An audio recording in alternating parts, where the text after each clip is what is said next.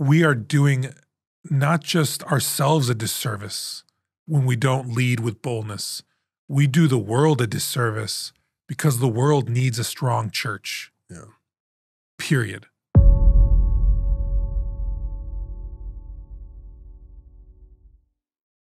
So Sunday at the church, we had The Chosen. Did you end up going to that? Yeah. Yeah. How was it? I thought it was awesome. The first 2 episodes. Yeah. Season 4? Season 4, 1 and 2. We're getting into, well, the kids are really into it, which is cool. So like they have a lot of questions, trying to get them to not talk about it during it. Like, okay, like I have to get pen and paper to write it down so we can have those conversations.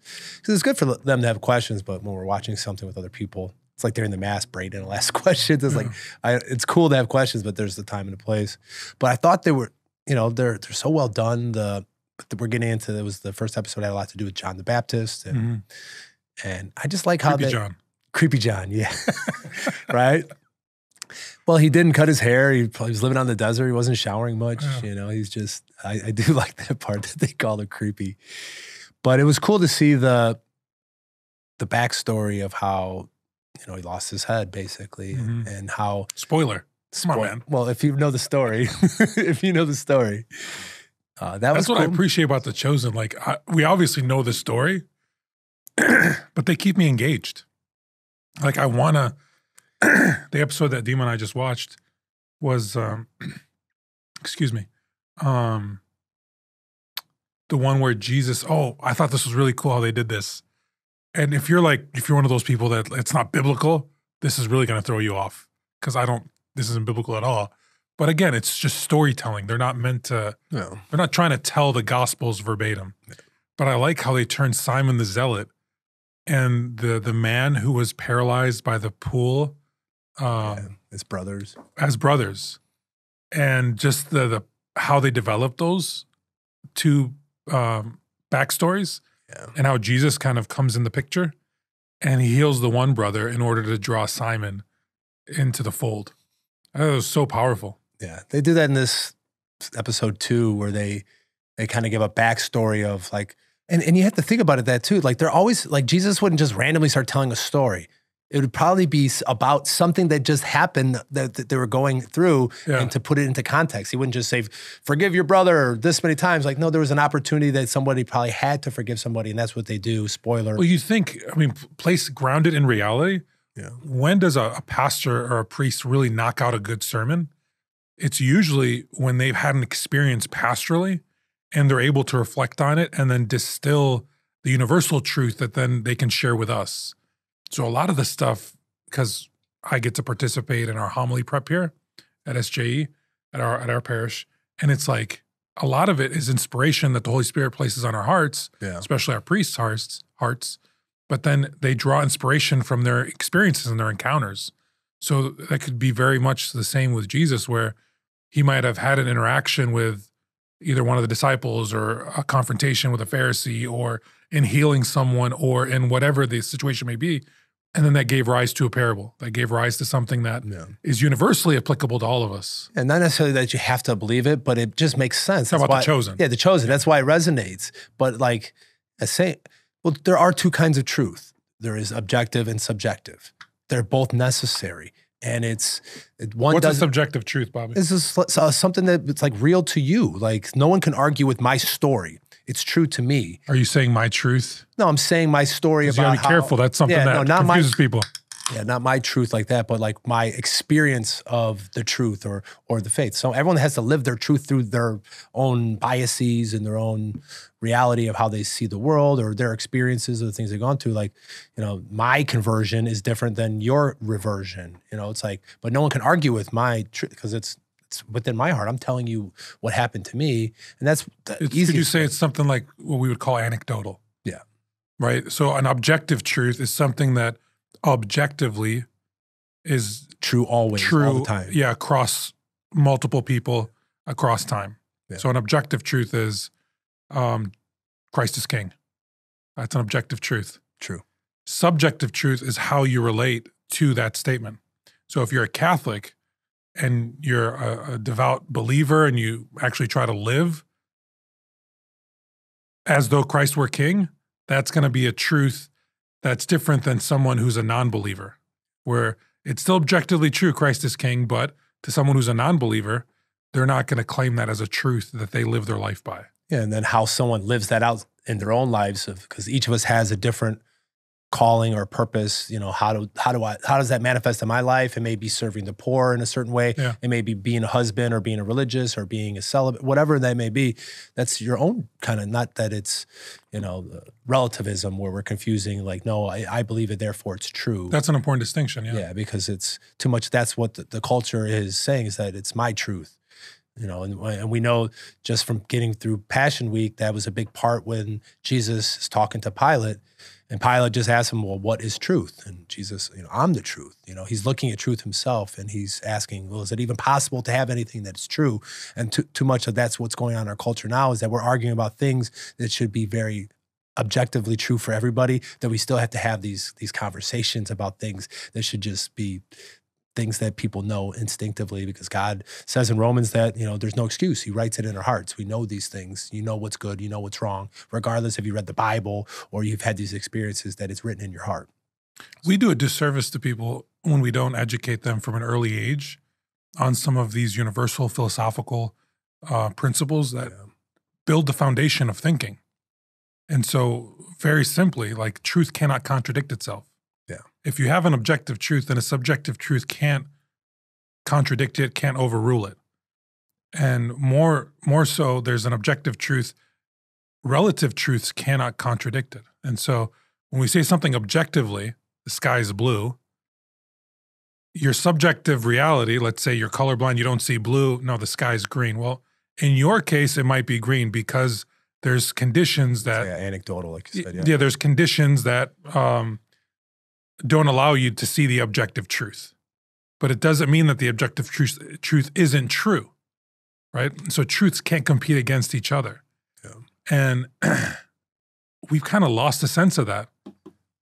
To claim like my truth is the truth, how do you get 10 people in a room that all claim to have their own truth? How do you get them speaking the same language and on the same page? And then you have the Tower of Babel problem, where you have so many different people with so many different ideas that can't come together. And that's why we see our countries and different organizations falling apart, because we're not speaking even the same language. Yeah. We're not seeing the same things that used to unite all of us on things that we just held for granted, that, that God is good, family is good, like, men are men and women are women, like these controversial type subjects. Now it's like, how would that ever become controversial? Like, sacrificing and hard work is a good thing. Like, it's, these things that we just have to defend these things that should just be so obvious, but that's just the way the world is. And it got me thinking, what you said about knowing in general. I've been really contemplating, thinking about, especially like in our faith, a lot of people who have fallen away, they have been taught a little bit like about the faith. Like, they might have went through Catholic school. They might have went to CCD. Yeah. They may know a little bit about the Bible. They know the head knowledge. It's that difference between knowing Jesus with our minds or knowing the truth in our heart. And I think the church for a long time did a bad job of connecting the two or getting people to the next level, because like faith in God isn't just like a true false test. Like, do you believe in God? Yes, true. But when God speaks about knowing him, our purpose in life is to know, love, and serve God. And that knowledge isn't about Jesus per se 100%. It's, yes, we have to know about him, but it's more, does he know me? Do we allow him into when they use the word know in the Bible, it's the same word that Adam knew Eve. It was his identity. It was how he knew her intimately as a wife. Like, that's the kind of knowledge that God, where that knowledge gets within our hearts, not just something in an idea that I assent to, but a way that has changed me from within. And that's what's the hard part. That's what they say, the longest distance in the world is from someone's head to their heart. So how as church can we do a better job of, obviously we have to teach people, we have to educate people so they know the knowledge, but what, in your opinion, is some of the best ways to try to get people to know them in a personal way?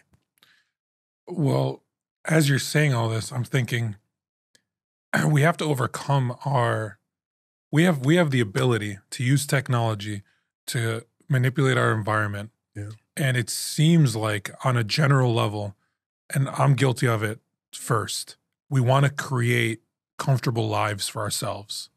And we want to fall into that comfort. Well, we weren't created for comfort. And so while we can use technology to augment our surroundings so that we live comfortably, where am I going with this? We have kind of also lost the ability to think critically and to be patient and to probe. We want to take things at face value and we want to run with it, right? Again, it just makes us comfortable. If I can at face value hear something or something resonates with me that fits into my worldview, where I don't have to question my worldview because I'm comfortable in my worldview, I'm comfortable in the bubble that I've created for myself, and now I've got the internet, again, a thing that we've created that I can use to then find other people who are going to share my worldview, then I can get very comfortable in my echo chamber. And we see that a lot. Yeah. And so what happens when you kind of live in these bubbles and you only associate with like-minded people, you lose the critical thinking ability, that muscle, to question and to probe and to want to dig for the truth. And then when confronted with the truth, to turn around and change your worldview. We don't do that as much. Like the adage is like Twitter before they lifted up their character limits. Like you just say things in 140 characters. And that's how we think now. It's very short. It's very abrupt. We don't probe. We don't question. We look for political wins. You know, if you're a politician and score political points, it's like, hey, does this policy or does this idea sound good? Does it feel good to me? Yeah. Does it fit into my worldview? Okay, that must be the truth. But we don't bother to probe deeper. And so someone who probes deeper says, very simply, I think this has practical implications for us, does the way I live my life set me up for greatness and for the greatness that God has in store for me? Or am I, again, just living in my bubble? Do I place God in my bubble, right? That's what I resonate with Nicodemus on The Chosen. He questions this idea of like they created a box and they've placed God in the box, and the box being the law and the prophets. It's like, do I do that with God? Like, do I have to fully understand God? Do I have to kind of predict how he's going to operate? Or do I let God kind of lead me outside of my comforts? And intellectually, you have to be led outside of your comforts. You have to be willing to turn around and confront yourself and be willing to change. We don't do that very well. To the detriment not only of ourselves, but of our families, of our communities, of our country. We're so polarized. We're so like this whole thing of either you're a Democrat or you're a Republican, or you're red or you're blue, you're progressive or you're conservative. It's like, since when did we become this like ones and zeros? Yeah. It doesn't make sense. I mean, aside from objective truth, where you can claim definitively like, okay, Christ is king. We're going to say that's, from our perspective, an objective truth. Right? God is Trinity, objective, these dogmas of our faith, objective truths. But we tend to live in the gray a lot. And you have to maneuver in the gray. We have to reclaim that if we're going to move forward as a people. And I think, I just was thinking the Pope Benedict quote he kept saying is that, yeah, we weren't made for comfort, we're made for greatness. Yeah. And that's so much that we're willing to trade greatness for comfort. Because if it's, that's how I lived my life before I became Catholic, for the most part, it's like, if it's easy, do it. What's the least amount I can do to get by, and it's tempting because there's so much calling to our attention all the time. There's not a lot of things that we do great. It's like I got to be a father, I got to be a husband, I got to do this, I got to do that. It's like I give just enough energy at one thing, and it's so much, we're spread so thin. Yeah. But when I find that, I feel like that the best thing to do is to take the advice is to be still and know that I am God. I mean, a lot of it has to take time to reflect and to think about these things that, as if I'm in a bubble, maybe I need to talk to people who don't agree with what I agree with. I need to see their perspective. Why do we go to the same church and they think this thing and I think this thing? What can I learn from them? Am I being closed-minded? Am I, worshiping the same God? Because it seems like we're way different. But a lot of it is just because, I don't want to be challenged to be outside of my comfort zone. But I like to say that if we're not living outside our comfort zone, then how can we let the comforter come in and move us? Because if I always just do what I've done, you're just going to have what you got. You're never going to grow. And to grow is, without growth, you're not going to be great. You're just going to be the same every day. And eventually there's, atrophy. You're going to get less great. Mm-hmm. So, but for me, I've been struggling with not just, because I love to learn, I love to read books, I love to podcast, but does that always lead to knowing God better in my heart?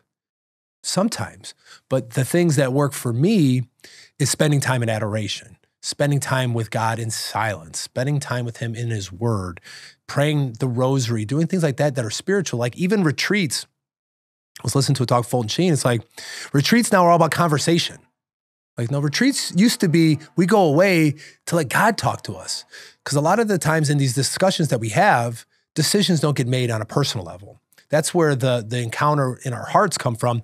Not necessarily having discussions about it, but making decisions. Am I going to follow the Lord the way that he's calling me to? Instead of trying to rationalize, well, I do this because of that. Instead of spending time in silence, spending time in front of him in the Blessed Sacrament, in confession or in his word, where that's where he's calling to us to the greatness. It's the other, a lot of the other mundane stuff that we get lost in. It's in those times of challenging. It's hard to sit still for 30 minutes in front of the Blessed Sacrament and not pray, not read scripture, just sit there and say, God, what do you want me to do? And let him talk to you, because he's going to challenge you to greatness. He's going to challenge you to go forgive somebody. He's going to challenge you to, maybe you should stop doing that. Or maybe, that idea I put in your head about writing a book, you should do that. Or this thing that you've been, the things that you avoid are usually the things that God put on your heart that you're not happy, you're restless because you're avoiding those things that you should be doing. And that's how we form that relationship and that encounter in our heart, is by listening to his voice. Instead of us doing all the talking,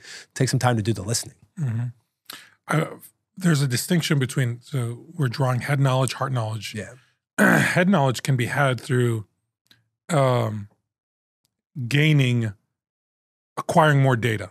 However it is you acquire it. Reading, listening to podcasts, watching videos, whatever.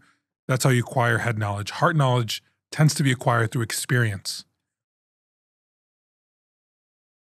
So if you're feeling like there's that disconnect between you and God, what are you doing? What sort of experiences, what sort of actions are you introducing into your life that expose you to our Lord so that you can have that heart knowledge, that experience that comes from encounter, so that it can not only inform your heart, but also your head. And then as you fall in love, as you kind of, not just necessarily fall in love, but as you start getting acquainted with who God is, as he begins to reveal himself to you, that's where the book knowledge, the book learning comes in. That's where the conversations come in, because now you're starting to learn about this person that you're starting to develop a relationship with. Yeah. So they go hand in hand. For some people, it starts in the head, then it works its way into the heart. For some people, it starts in the heart, works its way up to the head. But in both ways, it's like, what am I doing to expose myself to this encounter with God? Keeping in mind, so yes, there's this movement we make, keeping in mind that movement is also an inspiration of grace. Yeah. Like God himself chooses to reveal himself to us. And this attraction we have toward him, that's an act of grace. And that's what kind of sets Catholics and Orthodox Christians apart. We have to cooperate in that grace in a daily way in order for us to really work out our salvation, what it means for us to be in right relationship with God. And so if you're not doing those practical things to have this encounter with God on a regular basis, even daily basis, then you're always going to find yourself just a little wanting. You're going to be a little lacking. That sense of emptiness, that sense of like, well, I mean, I don't know. I don't fully understand it. I don't fully, do I believe he's real? Those kind of gray area questions, you're not going to get clarity on them until you make this conscious yes to the grace God's given you to encounter him deeper. Yeah, and the encounter it's very important. And we have to keep having them, I think, too. I found that in my spiritual journey is like, well, you have to keep having them. So like, I didn't go to the Chosen on Sunday. Because we won't hold it against you. Well, you're not caught up probably either. You don't want to. I'm not. I'm only on like season 2, episode something. I'm loving it. And I love that I was able to help bring it to the parish. I'm looking forward to them getting the last 4 episodes out. So we're praying for the Chosen team to figure out whatever's going on in the back end there. So we only have the first 4 episodes. We showed 2 last weekend. This Sunday, we're going to show the second 2. It was a good turnout too. That's what I heard. Yeah, it was cool. So we ended up, speaking of relationship, it was a beautiful day. It was like the first day of summer. And so did like a full summer day. I cut the grass, started cleaning out the garage. I started getting the house ready for the new baby. So, pulling all that stuff out. It's amazing. I took a picture of it. Like I filled the driveway with just all the baby stuff, cribs and bassinets and carriers and all that stuff. I feel like I'm getting too old for this stuff. I got to go back to a carrier and like infant-sized diapers. Even though my baby's come a little big, I don't think I've ever used an infant-sized diaper. Yeah. But, and then I ended up taking my son Jacob to the Dollar Tree, and I just bawled out. I bawled out at the Dollar Tree. That's the best. Yeah. We were just going down like the summer toy aisle. Like we grabbed a couple super soakers, some water pistols. He's like, "Can I get some bubbles?" "Yeah, get some bubbles." We got a bubble machine. You would have loved it. Yeah. Came back to the house. We were fully armed up. We just had a beautiful day. Him, his 2-year-old sister. My wife's pregnant, so thankfully she wasn't running around with us. But we're just in the yard having fun with each other. Like that's what develops relationships. You see it you hear it often, sadly, like the disengaged dad who's not present with the kids and the ramifications that has, right? This sense of like, I wish I spent more time with my kids. I wish I spent more time. My dad spent more time with me, or I spent more time with my dad. Like that happens in our relationship with our Heavenly Father. If we don't make the time, He is available, right? The image of Jesus, like wanting to knock on the door of our hearts. He's available. He wants to be brought in. We have to make the time. So it's in making the time that I get to know my kids in a new way. They get to see their dad in a new way. Day in, day out, you have those kinds of experiences. Those relationships begin to solidify. That's where love really begins to bubble up. I mean, I'm sure you had this experience. You got 2 kids. When I first brought Jacob home, he was my firstborn, you hear these things like, oh, the love and the this and then that, and oh, it's so magical, it's so beautiful. I was terrified, dude. I'm like, the nurse is getting us ready to leave. And I'm like, you're coming with us, right? Like, you're not going to let me take this person home alone. Right. I didn't, like, there wasn't like this love and like this, like, whatever Hollywood paints it to be. It was more like, I got to protect this kid. I got to provide for this kid. I've got to, men, for sure. Then the love came in. Because like the first month, he's just swaddled in the corner sleeping. Like that's all and he'd cry whenever his mom had to feed him. Like I was pretty much out of the picture, aside from a couple diaper changings. Not much else I can do. But over time, personality starts to show, like we start interacting, and then the love just starts to build and build. And you get to a point where you can't imagine your life without him. Yeah, and that's part of the process. For men, it's different than women. It's, for me, soon as immediately like a chemical change in my body, I felt like, what? Like of when the baby, my daughter was almost 6 weeks early. So it was like scary in itself. Oh, yeah. But God gave me an extraordinary grace of trust and faith. Like I knew everything was fine. Yeah. And we didn't even have our baby shower yet. So it was like the next day. The baby shower was the next day. Like, so we didn't even have the baby's there. And the baby's here. So I had to go to the baby shower by myself. She was in the NICU. And it was right away, like provider, protector. Like, the love wasn't there. I'm like, what do I got to do? I got to get all the stuff together. It was like that. But it takes time. Just like, and if you're not there yet with God, that's okay. And if you're just learning, and, for me, it was like, I had an encounter in a real way, but then those feelings fade, those mountaintop experiences where you feel this overwhelming sense of love, then the reality kicks in of the kid, dirty diapers you got to change, or the mess, or they're always, it's never enough, they're complaining, all these other things. You got to have these other encounters, like a Sunday where you're just loving each other and spending time with each other, having carefree timelessness. And we got to do that with God too. If it's just, oh, I got to go to mass on Sunday, it's just how we shift our perspective of, I have to versus I get to.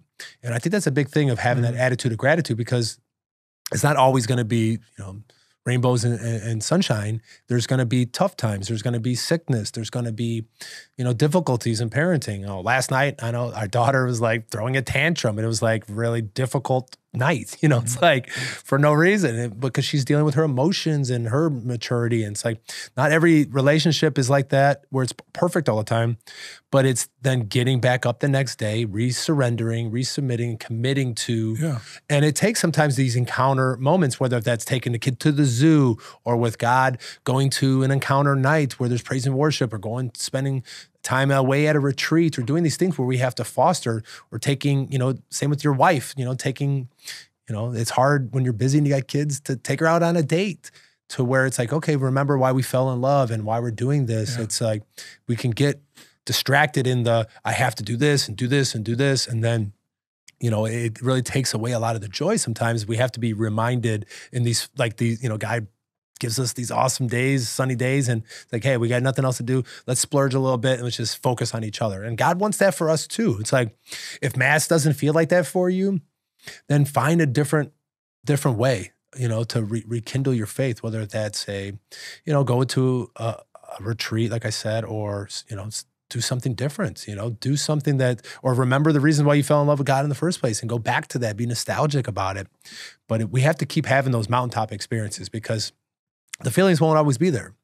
But those are the best Masses sometimes, is when you don't get anything out of it. The homily was not good. You were distracted, but you were there not for the feelings. You were there for God.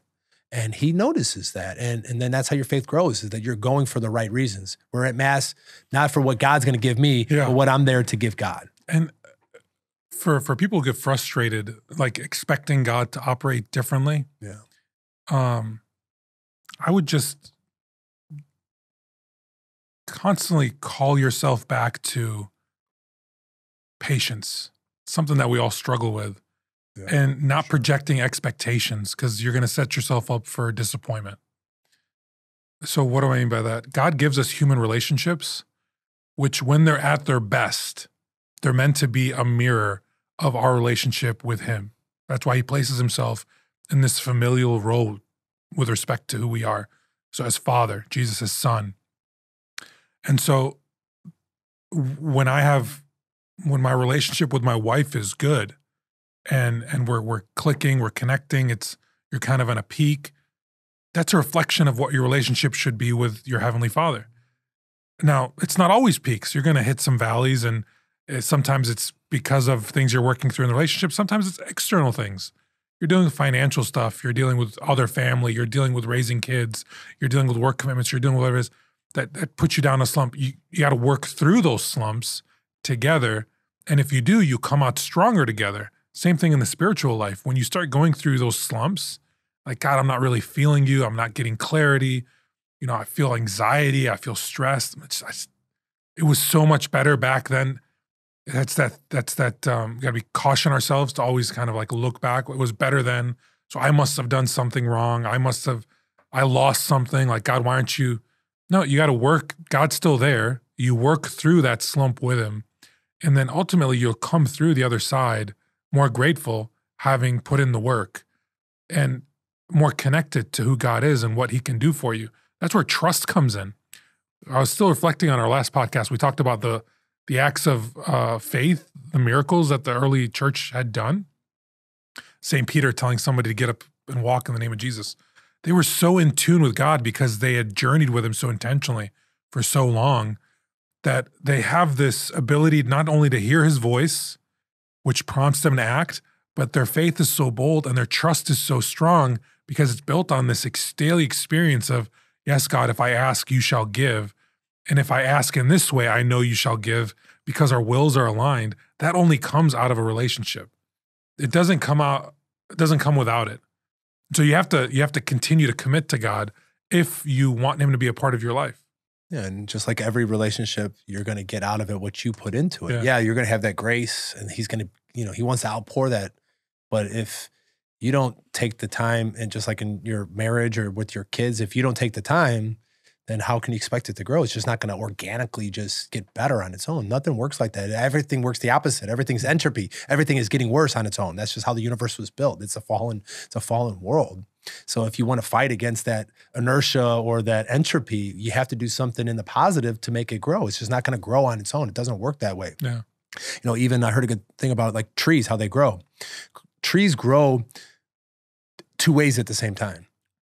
They grow down, like the root structure is about the same as, like if you look at a tree underground, it looks almost exactly the same as it above ground, but it first has to go down deep. It has to go against all that friction, it has to fight against gravity. But once it gets down in there where all that work's at, then it can grow up. But it takes that effort, and it takes that that resistance sometimes you have to face resistance to grow. Just like we've talked about this a bunch with growing spiritual muscles, the same a lot in the anatomy, how we grow real muscles, that you have to put a demand on it and you have to, make it grow, and that's a lot with our faith. A lot of it does come by grace, and that's good.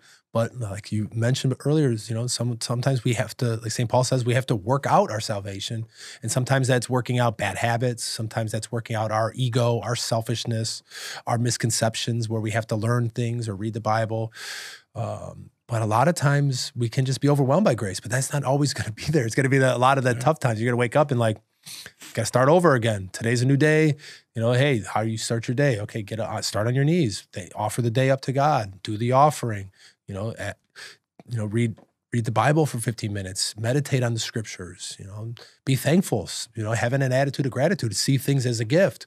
And then, but it's hard some days. Some days you wake up, you don't feel good. Some days you got a lot of stress, you got a big project, you got bills that they're coming, or you got all these tests or things like that. So it's like, we can't just, when it gets hard, just give up. That's where sometimes God is leading us is in those dark tunnels. Yeah. Or, the footprints, where it looks like there's only one set of footprints, but because he was carrying us. It's like he's trying to teach us something in these dark times and these hard times. But our hope is in that he's overcome this world, that he's going to be with us. He promised that is his. Just because it doesn't feel like he's not there doesn't mean he's not. Mm-hmm. Speaking of dark times. Yeah. This world's crazy. I know it's crazy, dude. I'll hop off X for a couple days, and then I'll hop back on. It's just like you're back in it. And so I was off for a couple days, and then I came back on, and I saw that this bishop in Australia, Bishop Emmanuel Mari. So for those of you that don't know, he's a bishop of in the Assyrian Church of the East. They're in partial communion with the Chaldean Church, which is in full communion with the Roman Catholic Church. So as Catholics, we recognize them as an authentic apostolic church. It's based out of Australia. Yeah, so that's just a little piece of context of who we're talking about. So there's a bishop in that church. He's kind of famous on TikTok and Instagram, and yeah, he's social. He's out there. And he made a name for himself. There's some issues that he took an opinion that certainly in the mainstream media would be deemed controversial on a number of issues that are controversial for them. Political. For sure. He's not afraid to get into that stuff, which I love. Here's why I love it. So I'm going to take a little tangent here. And I try to say this all the time, and I get we shouldn't turn the ambo, we shouldn't turn the homily into like a political commentary. But at the same time, we have to have avenues as Catholics where we talk about these things, whether they're in pop culture, whether they're in politics, whatever, the news of the day, what's trending. We have to talk about these things because other people are talking about them, and we ourselves are talking about them. Yeah. And so we need the light of the church, the light of the gospel, the light of church teaching and tradition to help inform it so that we are guided, right? And it's like, too much of it's avoided. Too much of it is avoided. We don't want to offend people. They make up their own thing. Yeah. Yeah. We don't want to offend. We don't want to be kind of drawn into camps because it's so easy. Like we started the conversation by saying we're so polarized. You're on this side or the other. It's like, no, I can be a free thinker and have views that are deemed to be progressive, quote unquote, or deemed to be conservative, quote unquote, or libertarian, quote unquote. But that doesn't fully define who I am. And I think the church is weary of not stepping into these important conversations that are engrossing the majority of people because they don't want to get labeled one way or another. I don't know. That's my opinion on that. Do you have a different take on it? No, I think there's a way to talk about them without being divisive. There's a way to talk about issues that are going on in the news without pointing fingers at one side or the other, to just to talk about it in a way that's saying, okay, this is what's going on. This issue a lot of times isn't just political, and political is just downstream from the theological. It's like there's some other truths behind a lot of these things. And I think, we don't have to name, President Biden or President Trump every time like that. I don't think you're saying that. I just think that when we're talking about, like right now, I'm anxious about what's going on in the world.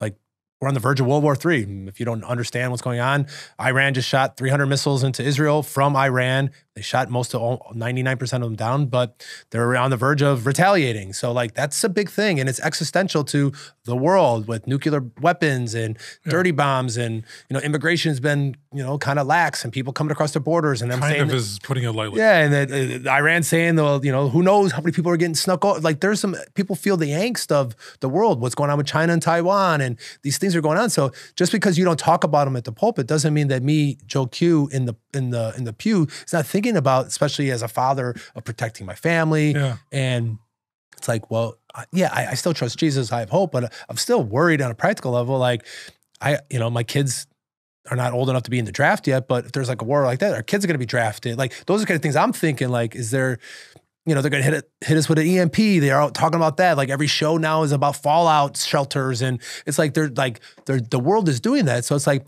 we can't just ignore it. We should also say, okay, the world seems a little bit messed up. There's a lot of trials and tribulation.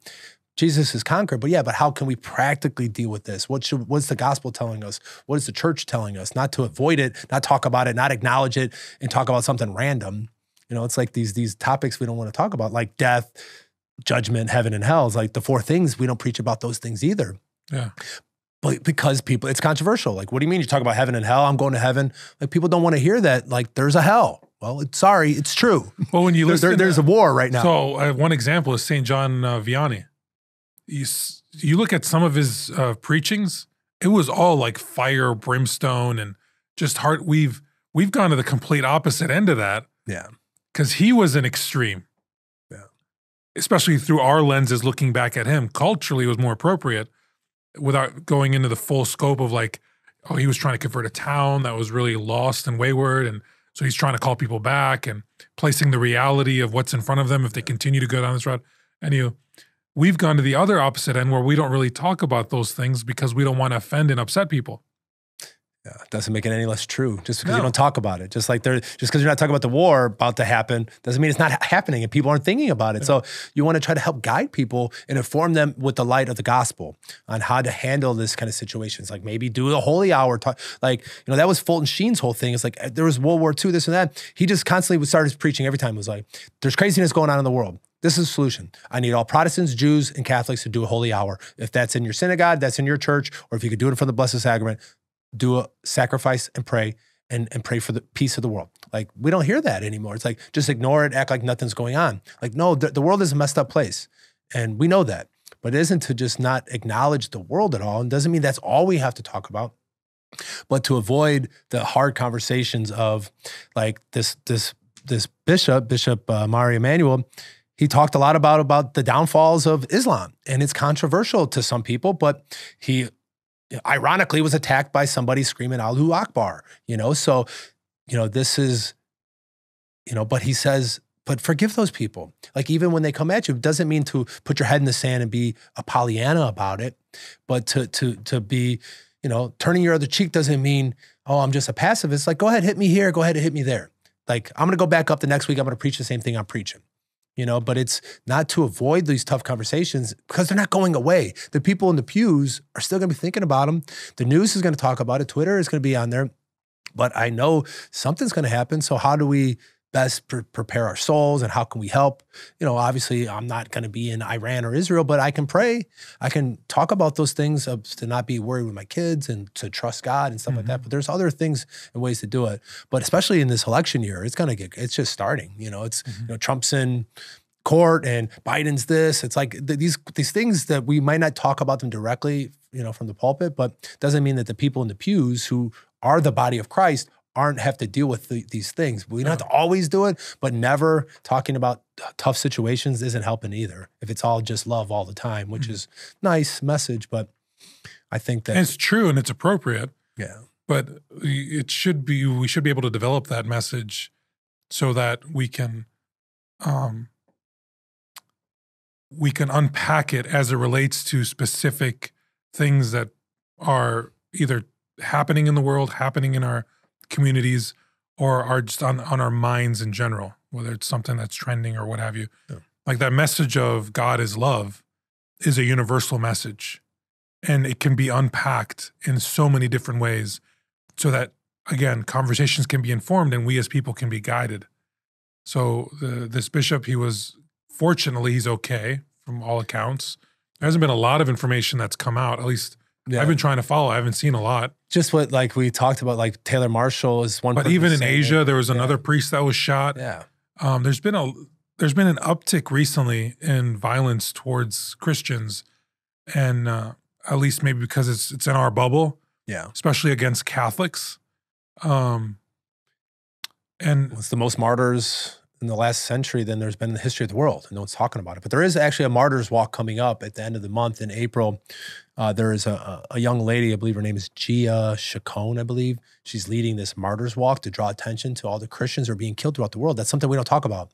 It's like people are being killed for Jesus. And it's not even talked about. It's like, well, if I would have been at the Holocaust, I would have helped save people. Well, no, that's going on right now all over the world, in Africa, in Asia. This may not happening here in America. But look at Australia. I mean, people are trying. They're very, synagogues get shot up, Catholic priests being stabbed. Like in Africa, whole villages on Easter, there's been all kinds of attacks. There's bombings, these things going on, but there's not a whole lot of people talking about the martyrs.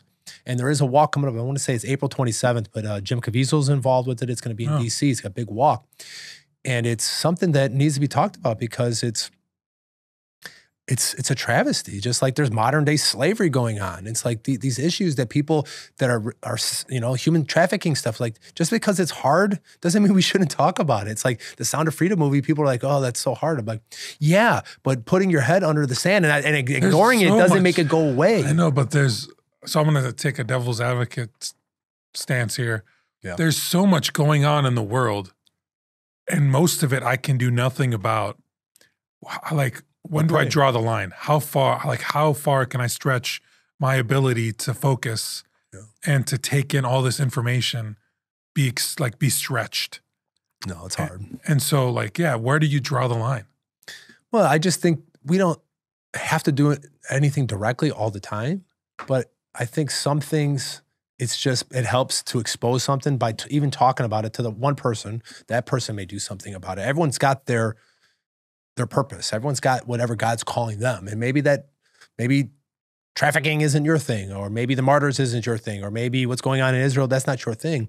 But just to be a little bit knowledgeable about what's going on in the state of the world and Christians are being attacked and praying. I mean, we can all pray. I mean, just because it doesn't look like anything's being done doesn't mean that things aren't being done on a realm that we don't see because we're so materialistic so much.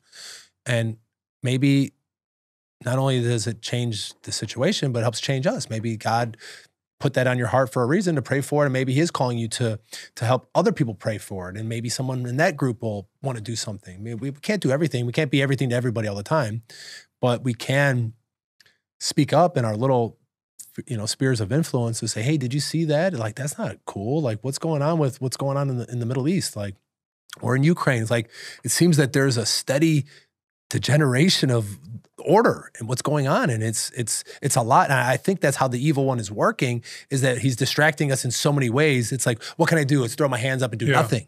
It's like, so we can be defeatist about it. We can't let that win, but we could pick, our spots to where we can affect the most change, which we've talked about before. I think the best way to make change is locally.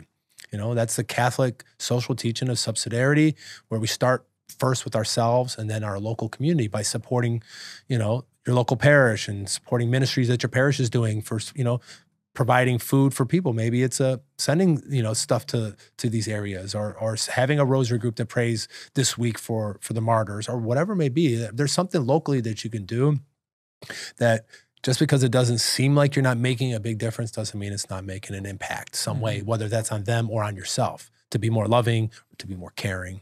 But it's difficult, especially as a parent. It's like we want to give the world to our kids that's going to be better than the one that we inhabited. And it seems like it's going in a different direction. And it could be disheartening, but we should also trust and have faith. But that doesn't also mean that we put our head in the sand and act like nothing's going on and just saying, everything's good, everything's good. And it's like, woe to the prophet who says all is good when it's not. That always resonated with me in the Old Testament. These prophets would come and say, no, everything's good, everything's good. And the other prophet come up like, no, it's not good, and something needs to happen. And if we don't repent and we don't turn back to God, then something serious is going to happen. And I think that's what we can do how much of what's going on is because of this lack of people who are turning to God in our country. So there's some good news and there are people being added, but like in America and Europe and in Australia, it's not good. I just saw Italy's like 10% of the people are Catholic now in Italy, where the Vatican and Rome's at 10%. Mm-hmm. So what's going to happen to those churches? Are they become mosques, or, are they just going to become cafes like all these other things are? It's like, but what can I do in our country? What can I do for my parish? What can I do for my family and my friends to help bring them to turn back to God? Because it's going to take a great awakening. There's been 2 great awakenings in the United States that help revitalize, maybe God's calling us for a greater awakening, that, we get kind of what we deserve sometimes in this world. And it seems like there's a correlation between us falling away from God and bad things happening. That's what it says all throughout Scripture. It's like, you turn away from God, bad things are going to happen. A lot of bad things are happening. So the answer is turn back to God. And like, how does that look like for us practically? How can we get other people to invite them to, hey, you know what? You used to be Catholic. What's going on? How can we go to Mass? Invite them to adoration, or invite them to an alpha, or invite them to an event going on, or just pray with them, talk to them, form a relationship with somebody to try to get to know them. But we don't have to go fight in a war, or we don't have to do these great things, but we can do these small things with great love. I think that's the answer. And I'm very curious to see, so going back to this story of the bishop in Australia, how not only he reacts to this publicly, but how his community reacts to this. They can be a great witness to the power of the gospel and to the love of Christ if they respond to it in a way that is otherworldly, because of forgiveness. And with forgiveness, because in the world it's like eye for an eye, tooth for a tooth. Yeah. Right? You did this to me, we're going to extract something from you. That's what you mentioned the Iran-Israel thing. You did this to us, we're going to retaliate, and then it just escalates until we're mutually exhausted and depleted and destroyed. So it's like that's the way of the world. So, but if they can respond to this situation in a supernatural way, exemplifying the love of Christ, they can be a great witness of the gospel. Yeah, and that bishop, someone was sharing a couple of his sermons where he talks about, that's exactly what he says. He's preaching that all the time. And I believe that's what he's probably going to do. But there was some of the reports I did hear of Taylor Marshall and a couple other people that it was miraculous, because when you see him speaking, he's always holding a crucifix in one hand. And when the guy went to go attack him, I guess the switchblade didn't open up all the way is what some of the reports are. And then he was like stabbing him. You can see the video. And he was barely hurt because miraculous, that the blade didn't come out all the way or something. And then the people in the church came out. They were able to. But it doesn't mean at the same time. So 2 things can be true at the same time. One, you can forgive. It doesn't mean you have to be stupid. So hopefully they also increase some security and protect this guy if he's saying things that are, making people upset, to be a little bit more vigilant, but also be forgiving.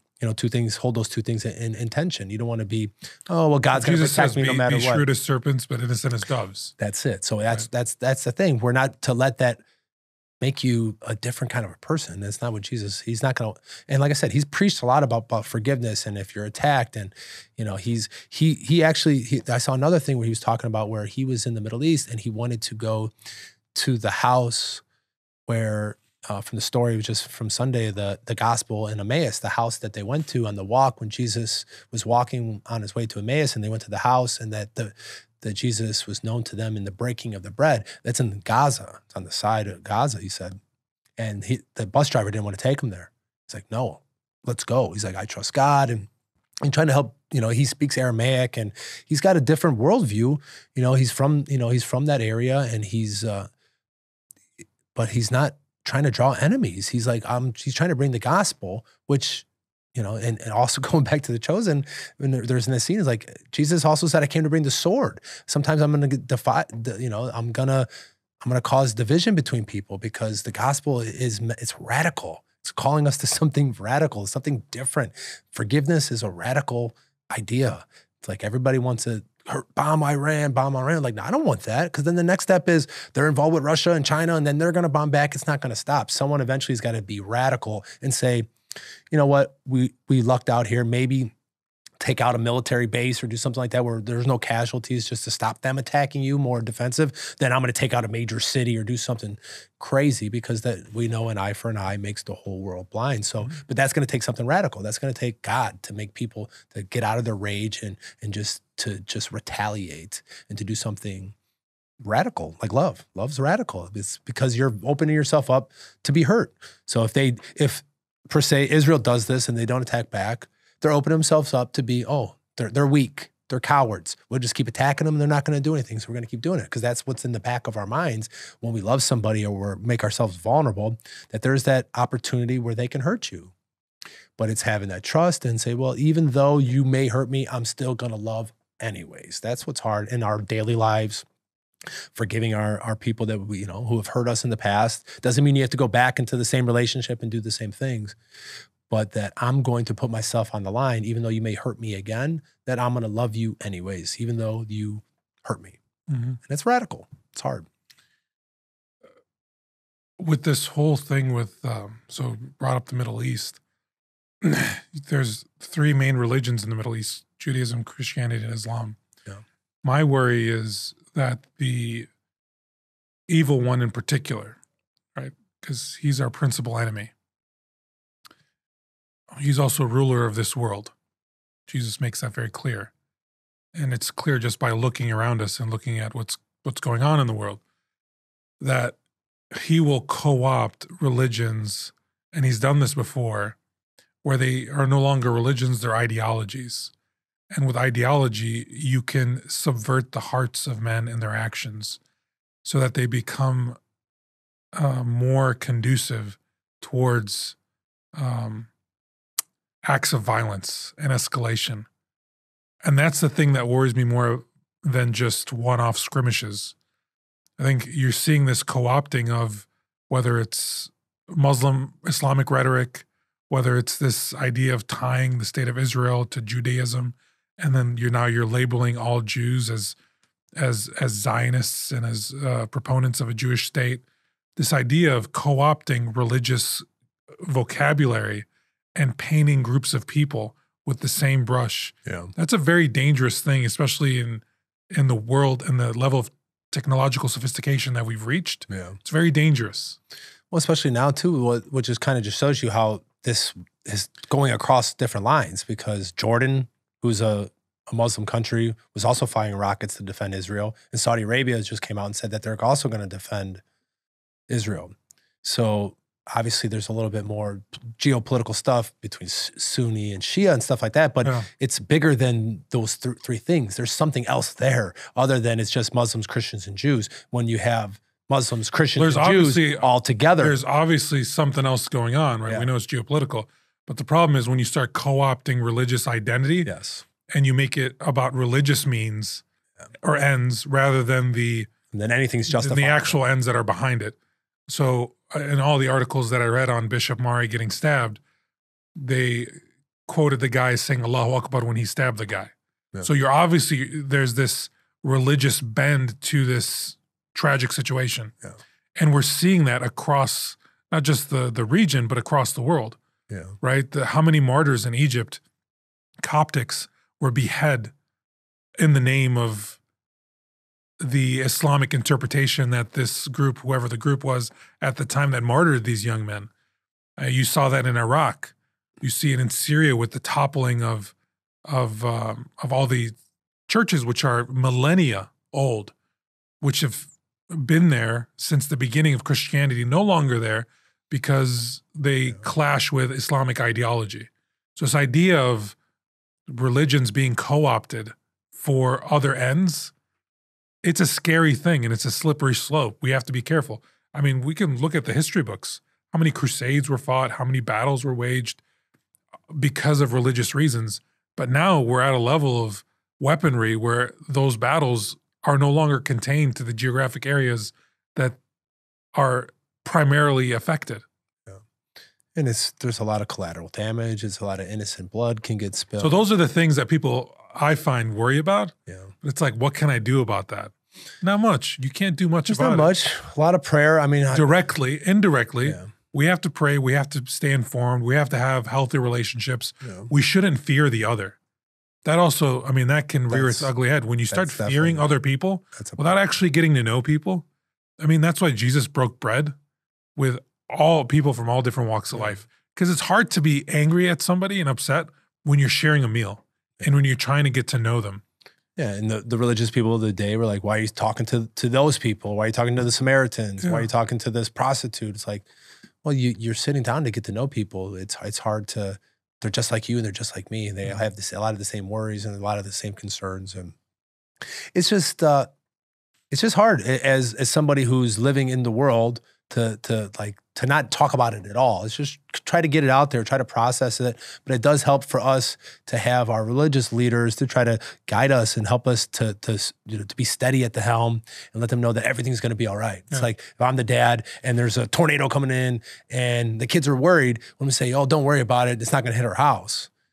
Or am I going to hug my kids? I'm like, it's going to be okay because of this, and the house is sturdy, and this and that. It's like letting people know that everything's going to be all right. It's like when the captain takes, in front of the ship and you see them, they're leading out front, you feel a little bit more, I can get behind this person, a leader. Sometimes the leader don't have to say anything, but just by showing your courage that you're willing to face up front without saying it. Sometimes you don't have to even say anything, but we want to see strong leaders and we want to get behind those leaders, especially within the church, because that's who we're giving our lives to. If you're serious about your faith, if you're listening to this, hopefully you're taking your faith seriously. It's like we want to get behind somebody who's going to lead, and not everyone's knows how to go about doing that. So it just helps people. It's like it doesn't have to be every weekend, but once in a while to acknowledge that the world's a crazy place and what's going on. I like this quote that you shared, Bobby, on from our Holy Father, one of his recent talks, his general audiences, because this does take courage. It takes a boldness to just be authentic to the faith that you live. Yeah. Our Holy Father says, a Christian without courage who does not turn his own strength to good, who does not bother anyone, is a useless Christian. I'll read that again. A Christian without courage who does not turn his own strength to good, who does not bother anyone, is a useless Christian. Now, the theologian, like the more theologically minded voice inside my head was like, well, I don't turn my own strength. Yeah. It's God's strength within me. Working through me. And working through me that I can demonstrate through my actions and my words. But then I sat with it a little bit more. And it's like, yeah, we have to be bold and we have to be willing to agitate people, to invite them out of their comfort zones, out of those bubbles that they so easily have erected for themselves over time, so that they can encounter the love that God really has in store for them and the way of life that he wants for them. And if we're not doing that, in a sense, we're lukewarm Christians. Our Holy Father says we're useless Christians. And I've mentioned this before, that idea of being a lukewarm Christian terrifies me, because Jesus tells us he's just going to swish us in his mouth and spit us out. Like we're not worthy. And so this idea of like, yeah, I don't want to be useless. What does that mean for a Christian? It means in the face of all this drama that's going on, whether it's out there or whether it's in my own house or whether it's in my own heart, do I have the courage to respond to God and to do the practical things that I can do? Like it's in my control. God doesn't place a cross on my shoulders that I can't bear. And so it's in my control to be able to say, no matter how busy the world is, I can spend 15 minutes in prayer. No matter how busy my day is, at 3 o'clock, I'm going to pray the Divine Mercy Chaplet. It takes me 10 minutes to pray the Divine Mercy Chaplet. That's 10 Instagram reels. Yep. All right. Go pray the Divine Mercy Chaplet. Yep. Like you can do these practical things. I'm going to go to Mass on Sunday, and you know what? I'm going to get there 15 minutes early. And I'm going to spend those 15 minutes. I'm going to say hi to people. I'm going to walk in and I'm going to spend some time centering myself. So when Mass does start, I can enter into Mass and not feel like Mass is being just thrown onto me, right? Yeah. So there's practical things that we can do to live courageously, so that when we're placed in these situations where maybe I'm at a family party and somebody brings up like a difficult thing they're going through, I can be inspired with the proper words to speak in that moment. I was just speaking with a friend this morning who's going through a couple hard things in their own family. Like, you're inspired. This person just needs someone to talk, like just to hear them out. That's an inspiration. That's a gift of the Holy Spirit. You let that person unload and be a Simon of Cyrene, like just help them carry their cross. You don't really have to exchange words. Again, that's just this courage to stand in those moments and to be Jesus to other people.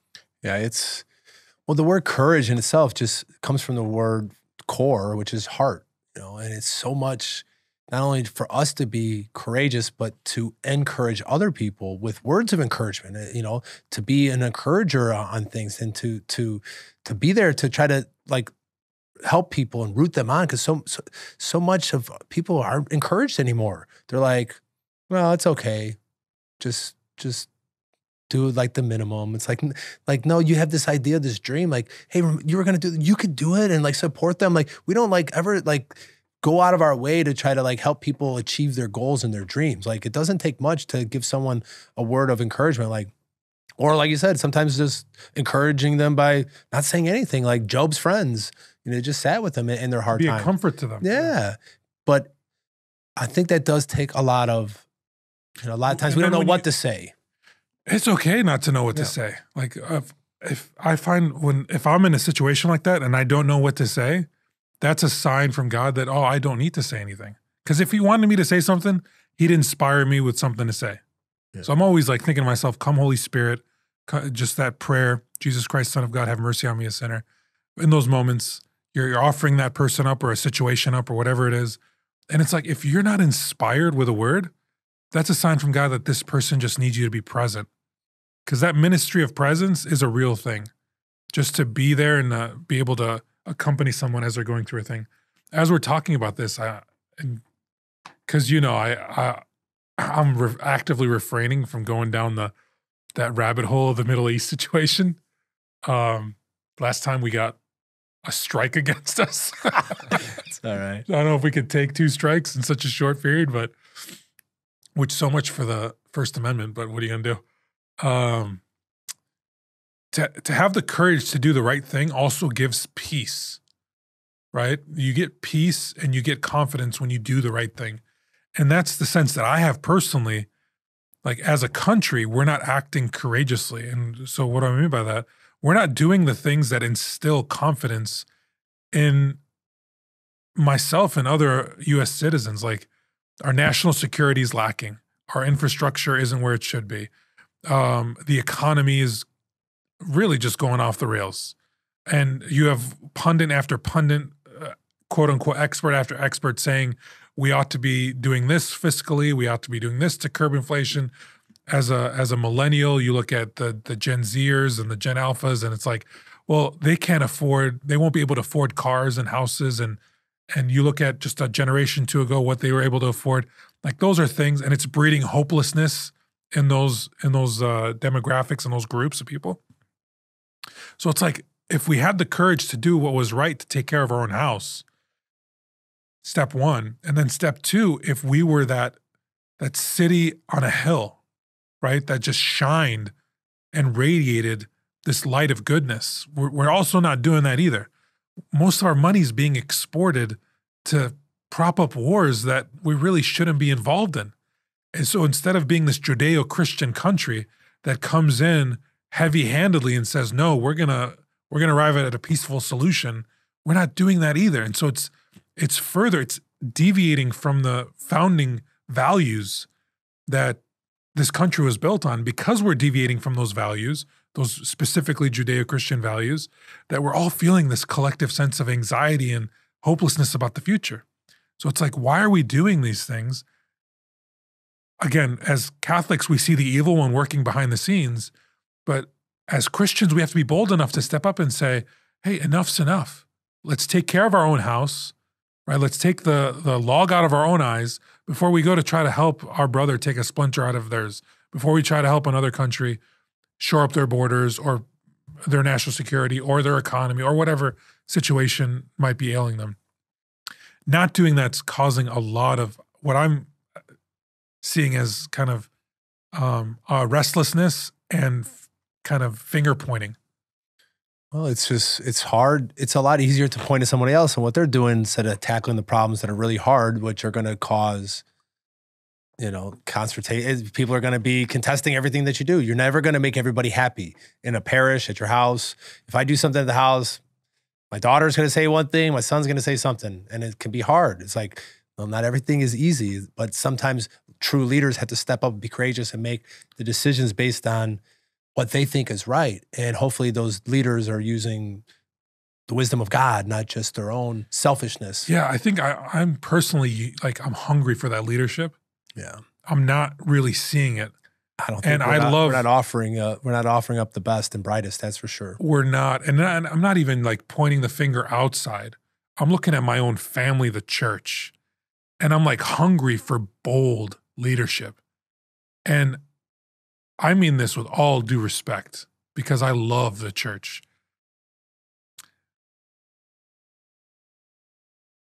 We are doing not just ourselves a disservice when we don't lead with boldness. We do the world a disservice because the world needs a strong church. Yeah. Period. Yeah. And when there's a and vacuum, the reason why the church exists is to help introduce other people to Jesus and to draw them into relationship with Jesus and to draw them away from the ruler of this world, the evil one. Yeah. And when we don't lead with boldness and with courage, especially during difficult times, in a public way, because we live in a very public time with social media and with the access to information that we have, if we don't lead publicly, then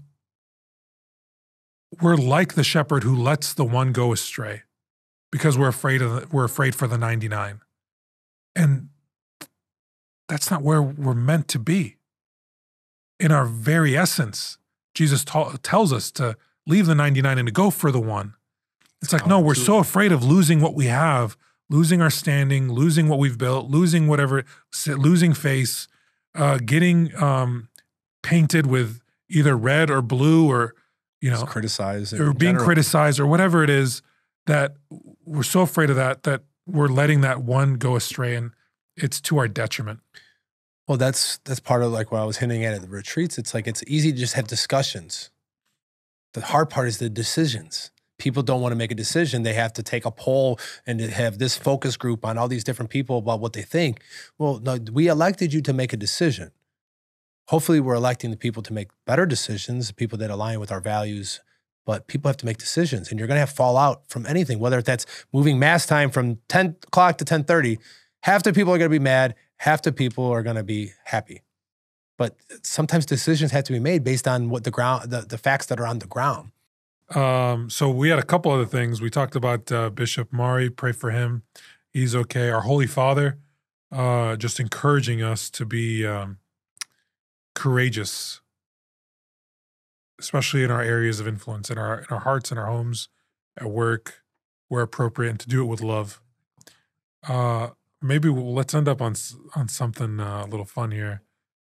What's this story about trad wives? Because I've been seeing this on Instagram. Oh, on TikTok, there's a lady too. Yeah, what's going on with trad wives? Well, it was like a trend. I mean, it's that women who are taking on traditional roles again, in the family, that are cooking and cleaning and wearing dresses at home and doing the role of. But I think part of it was, I think by design of how our society has set things up. It's like you need both parents to be working to supplement and because everything's so expensive. It's like everything is so, that's why you have to have both parents working to support a family nowadays, because the cost of things are so expensive. I think that was pushing, I think that's part of it. The other part was that the modern world has been telling everybody the most important thing in this world is to make money, to be professional, and do these things but more and more women, I think, are realizing now who are, getting into their 30s and realizing that these things aren't bringing me ultimate happiness. Having a family and having a child is important. I know my wife, if she had her, she would have loved to stay home with the kids for the first 5-6 years. It just wasn't financially. It was really hard for how much I make versus her not having a second income with all the bills we had already had established and our responsibilities. But there's something beautiful about it. We don't have to be weird and be like Stepford Wives and the Amish or anything per se. But if we should be encouraging mothers to want to be traditional wives and to stay home and to help. Society's kind of falling apart and the kids are kind of crazy in this world. It's like, because a lot of the mothers are at work, and we're taking our kids and letting again. This is anecdotal. Daycares raise kids in the schools instead of the moms who are there, being the anchor and the cornerstone of the family. Yeah, because that's how that's how it's always been. And this experiment, which it is, which I'm not saying that women should get back in the kitchen, don't get it twisted, anything like that. But just ultimately, it would be nice if that's what you choose and that's what you would want, that would be an option, that there's a way. And what they're doing, I know some places like in Europe, like in Hungary, that they're making it advantageous to do it, like via the tax code, that if you have kids, your taxes go down, instead of how our system is set up, that if you're not married and you have more kids, in that kind of way, that, it's more advantageous in taxes and stuff like that. So they're incentivizing people to have more kids, and for moms to be able to stay home and to help raise your kids. Who's going to raise your kids better than you? Who the baby grew inside your body. You literally feed the baby with your body, and it's your own flesh and blood.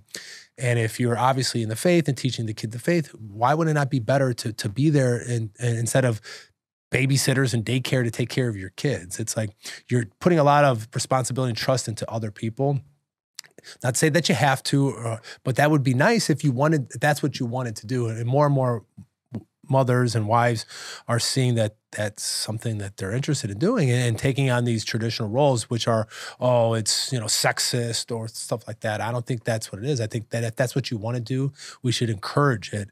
Not to say, well, that's weird, or that's men trying to just control women. Yeah, I think the distinction comes in, for me, is a shift in our perspective and the emphasis that we place that society is composed of fundamental building blocks. On the one hand, you have this more modern take that those fundamental building blocks are the individuals. So as an individual, a collective of individuals form society. A traditional perspective is the fundamental building block of society is the family and the family unit. And how can society help nurture healthy families? And in turn, how do families then move society forward and contribute to society? This idea of breaking down society into the individual fragments society in actuality, because it's no longer about families building up and passing on, because what does a family do? It passes on values and traditions, right? It passes on healthy relationship in an ideal situation where you have healthy relationships between parents and kids and husband and wife and et cetera. So family ought to be the building block of society. I find it hilarious when we're talking about trad wives that the modern movement to quote unquote liberate women is to force women into the workforce. Like, how is that? You're liberated. Now you have to work and pay taxes. It's like, I find not only that that it's slavery to work for your husband, but it's not slavery to work for some other guy. Yeah. That didn't ever make sense to me. Like I said, let's not get it twisted. It's just, if that's something that you want, but something's going on. My wife's a nurse. She loves being a nurse. Yes. And she's great at it by all measures. She loves it. She loves where she works. She loves what she does. She loves caring for people. She loves learning about it. She loves all that stuff. But if she were given the choice, she'd love to be at home with the kids and just being the best mother and wife that she can be. Yeah. But we can't afford to do that, right? And that's the story of most people. Yeah. Right? Insurance, the cost of living, all that stuff. Yeah. Both of us have to be working. Yes. And so this idea of like, oh no, women working is a form of liberation, not when you have to, not when there's no other choice. Yeah. And we see what the trends are saying. So this bad wife thing, some women are choosing to not go down that route. And they're like, no, I want to stay home and I want to take care of my husband. I want to take care of my kids. Yeah. I want to keep an orderly house. And they're getting some flack for it. Like, they're getting attacked big time. There's a couple on TikTok. It's hilarious. Like they really, the one girl that I'm referencing, she's good looking, but she's always wearing like a dress and like, it's like, well, what's wrong with modesty? Like, would you rather have like this Rihanna dressing up, sexual, like, and you wonder why we're having the problems that we're having? It's like these it isn't that complicated. Isn't it hilarious? Like, okay, so there was the other story, like Rihanna dressed like a nun. Yeah. Which like, okay. Being sexualized. Yeah. Sexualizing nuns. Like anyway, that's disgusting, but that's okay. They'll put on the cover of a magazine. Yes. That'll be on ads. That'll be all over. And that's okay. Sexualizing nuns. But then a woman dresses up traditionally with an apron or, you know, with a stroller with her kids, that's repressive. That's the patriarchy. It's like, well, she's choosing that and she's telling you she wants it and that she's happy in it and that she finds it fulfilling. But her voice in that situation doesn't matter because it contradicts the popular narrative. And let's just be honest, people aren't happier. The statistics bear the opposite. Everybody is more depressed, anxious, have suicidal ideations, who are not feeling fulfilled. And the statistics are correlated to people are having less children, they're working more hours, and they're having kids later. Like the average, you know, something I saw, some like women who are 30 and above, like 50% don't have any children. So then they're substituting dogs, which, okay, I love dogs and stuff like that, but it's not the same thing. It's like you're not putting your life into your dog. You may, but it's just totally different than raising kids. It's like that. Don't get me going down on the dog parents. No, hold up. I was going to ask you about the dog parents. Oh, it drives me. Because that drives me crazy. Because there's a hole there. Okay. Sure. There's a hole that they're trying to fill with these other things that's not going to be fulfilled with that. And that's why they're still not happy. It's like, yeah, God, you're trying to fill this God-sized hole with things that are less important than God. And then the second is your family and your children. It's like, yeah, you're not going to be happy. You're forcing this experiment isn't working. You know, it'd be one thing. It's like everything's great and everything's working out. Let's double down, and do more of it. That's not what's happening. It's like, let's just take a step back and look at the evidence. Are women more happier on average? They're not. So more people are in therapy than ever before by a large margin. More people, like 40% of kids are on anti-anxiety medicine. It's like, what? It's like, it's crazy that these lights just keep going on and on. You read my mind. See what happened? The revenge of the trad wives. Yeah. There we go. So it's fun. Don't worry about it, Mike. Yeah, you guys. Yeah. But I mean, we're wrapping up anyways, but it's just like one of these things that's like, we should be cheering on and encouraging people to live lives that are authentic. Like, what's the problem in society? If families are breaking down and kids are upset, like, what's wrong with a mom wanting to be a mother? Yeah. Like, and more women are starting to realize that as they get older in their 30s, that they're not happy. You want to get me started on something? This trend that I'm seeing about stay-at-home boyfriends. Oh no. I didn't see anything about that. Stay-at-home boyfriends? Okay, stay-at-home girlfriends. I get it's still ordered towards something that's like natural. Okay, get married and then you guys can do whatever you want. That's actually like I'm okay with that. Mr. Moms? Yeah, but stay-at-home boyfriends where your girlfriend makes more money, so you stay at home and you do the dishes and you clean and you this and you that. Like, I am sorry. Maybe I can get like lambasted in the comments, but bring it on. Like, I feel like one right now because I'm the man. What's that? I feel like that now because that's all I do. Well, you got into it and you're trying to get back to work. And I want to go back to work so bad. Like, you're trying to go back to work. These guys are okay, like just taking care of house. And it's not, okay, it'd be like situations and the circumstances are important. So like if your wife truly makes more money than you and there's something wrong where you couldn't work, or maybe you have a kid that you have to care for, or maybe there's a parent or someone that you're caring for, that's great. More power to you. But an able-bodied young man who's going to be a stay-at-home boyfriend so their girlfriend can go out and make money, do you think she respects you? Absolutely not. What kind of, how do you take pride in yourself? Like what kind of future do you think you guys are going to have? Yeah. This whole I wouldn't trust the beta boy thing doesn't work. I wouldn't trust. It's not working for me. Yeah, you may be one of the boyfriends. That's what I would be thinking. I'd be thinking, you're the stay-at-home boyfriend and she's got the at-work boyfriend. She's got the at-work boyfriend. She's got the after-work boyfriend. I don't see that, especially like if you're not married, why are you just the boyfriend who gets to stay at home? Like, that's something else is going on there.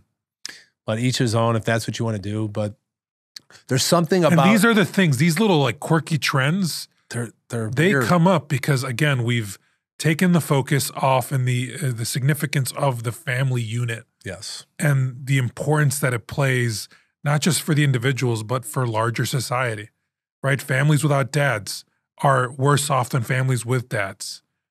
Moms who have to go out, like you said, they're bringing the stress of work back home. They're not as attentive to they try. Like if mom has to work, mom has to work. That's okay. We'll make it happen.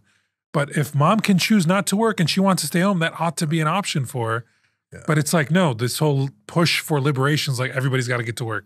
Yeah, and it's hard to do everything well. Like my wife will struggle because it's like she wants to be the best principal she could be. She wants to be the best wife she could be. She wants to be the best mom. She wants to be the best cook, the best house. Like you can't be great at everything. So some things have to get sacrificed.